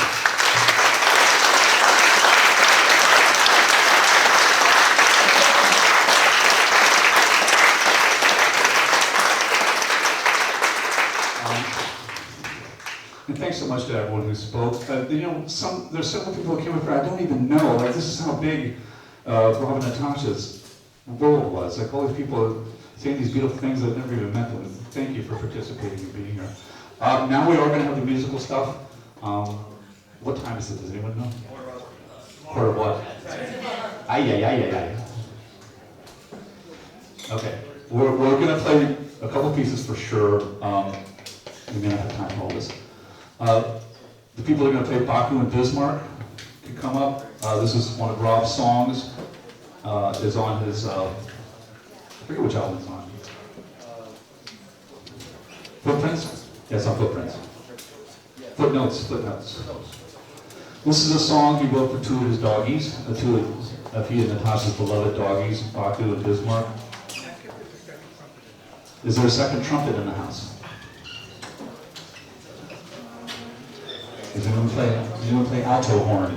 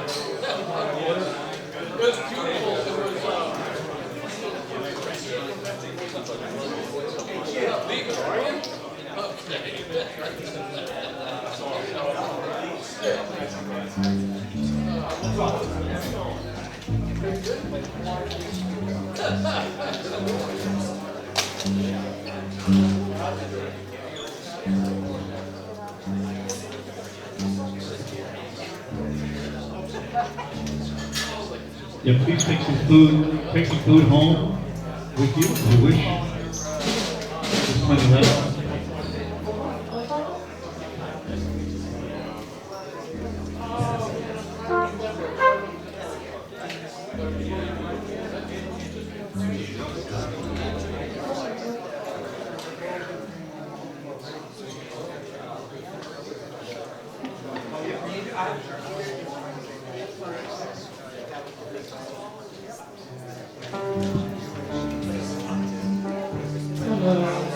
Hello.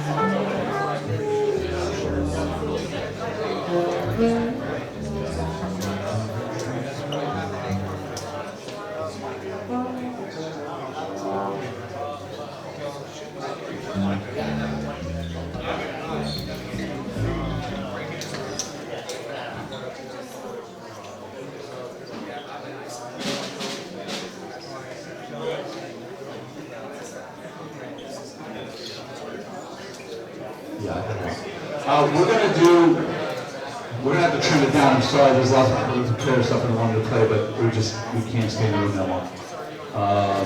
We're gonna do my Kaplan's piece, and the roadside road, selfishly, we're gonna play my song.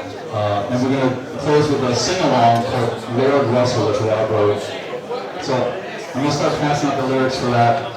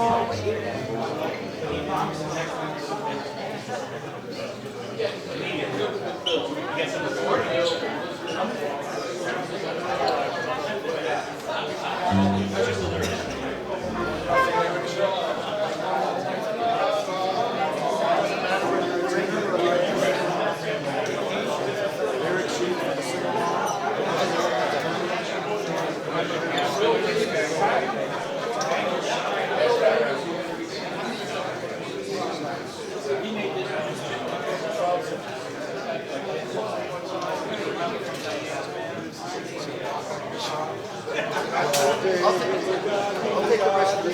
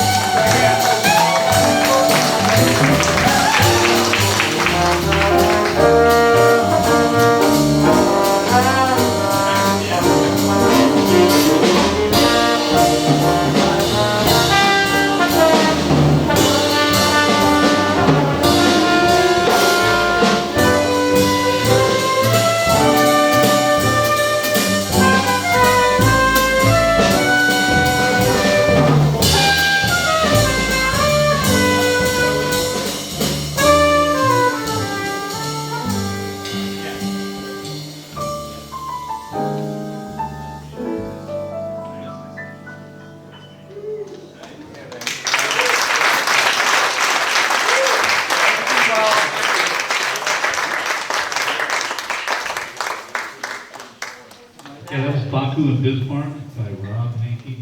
We're going to skip ahead. I'm sorry, we're just not going to have time for all this stuff that we could play to do. I'm really sorry. That'd be my fault. This is a piece I wrote back in college. Pete and Rob and I had a group together, a school group, which later went on to become a band called First Game. And this is part of our repertoire. So a little waltz I wrote called Remember. Yes, charts. Charts would be helpful. Jim, I would beat that part for you. Do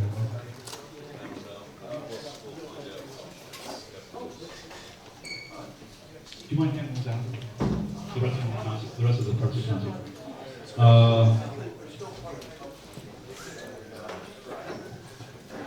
Yeah, I didn't write this for Rob, but in retrospect, it's very similar to the kind of stuff he would write. It's not typical for me. But he was at my house, I think for my birthday party last October, and we were downstairs at the piano with a little bit of jamming going over, and he said, what about this song you wrote back in college that we used to play? The little waltz. And I said, Remember? Called Remember? He goes, yeah, and I played it before. He goes, you know, that typical Henke, the best thing you ever wrote. And he walked away. So he really loved this song. Flattered by it. And this is called Remember. We're dedicating this to Mr. Henke.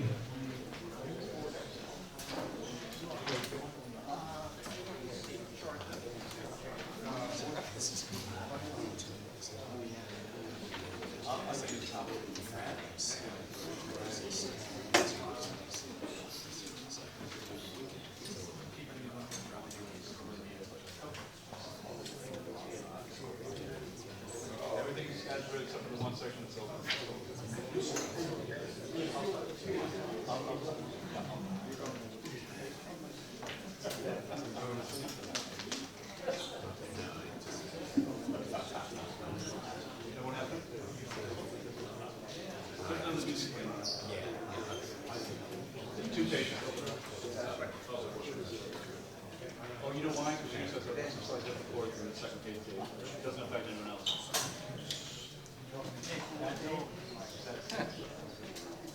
That what happened? Yeah, I guess I'll say one.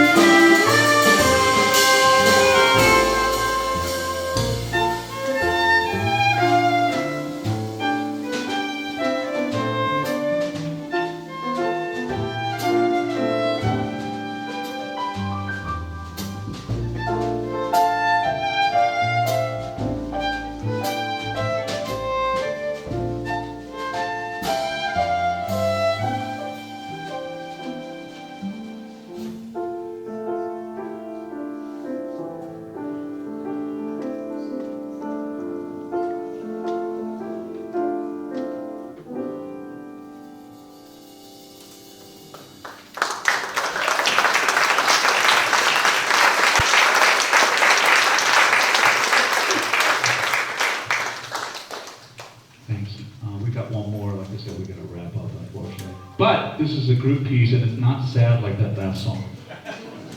Well, actually, only Henke could do this. Here's the band parts, by the way. I don't really need a full band for this, but it's a sing-along, and as I said, only Rob could sing. This is a dirge. It's a slow, mournful song, but it's kind of a comedic dirge. Who would think of that? Rob Henke, that's it. This is something that Diana Moser's band used to play. Those of you who used to go see that band, you will be singing along. You'll recognize it right away. It's our big hit song called Lord Russell. Oh, wait, you can read one of the other parts. It's not Yeah, so we're going to do it twice. And does someone have a part? Can I have a lyric sheet myself? Thank you, Frank.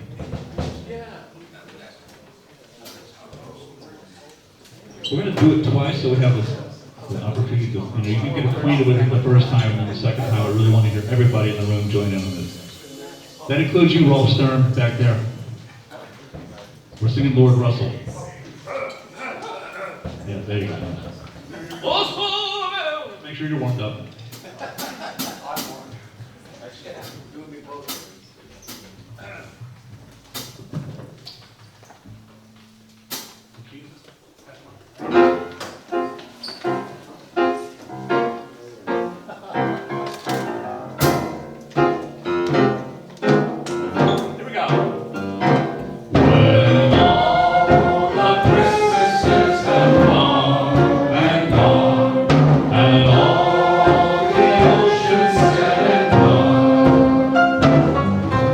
Church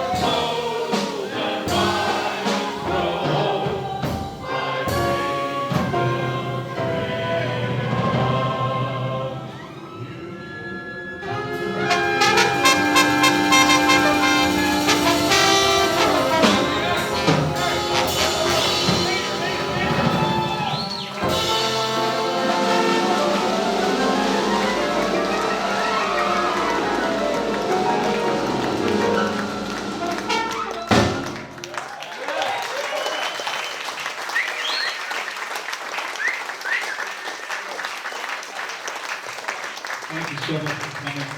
God bless Rob, Henke, and Natasha. We're out of here.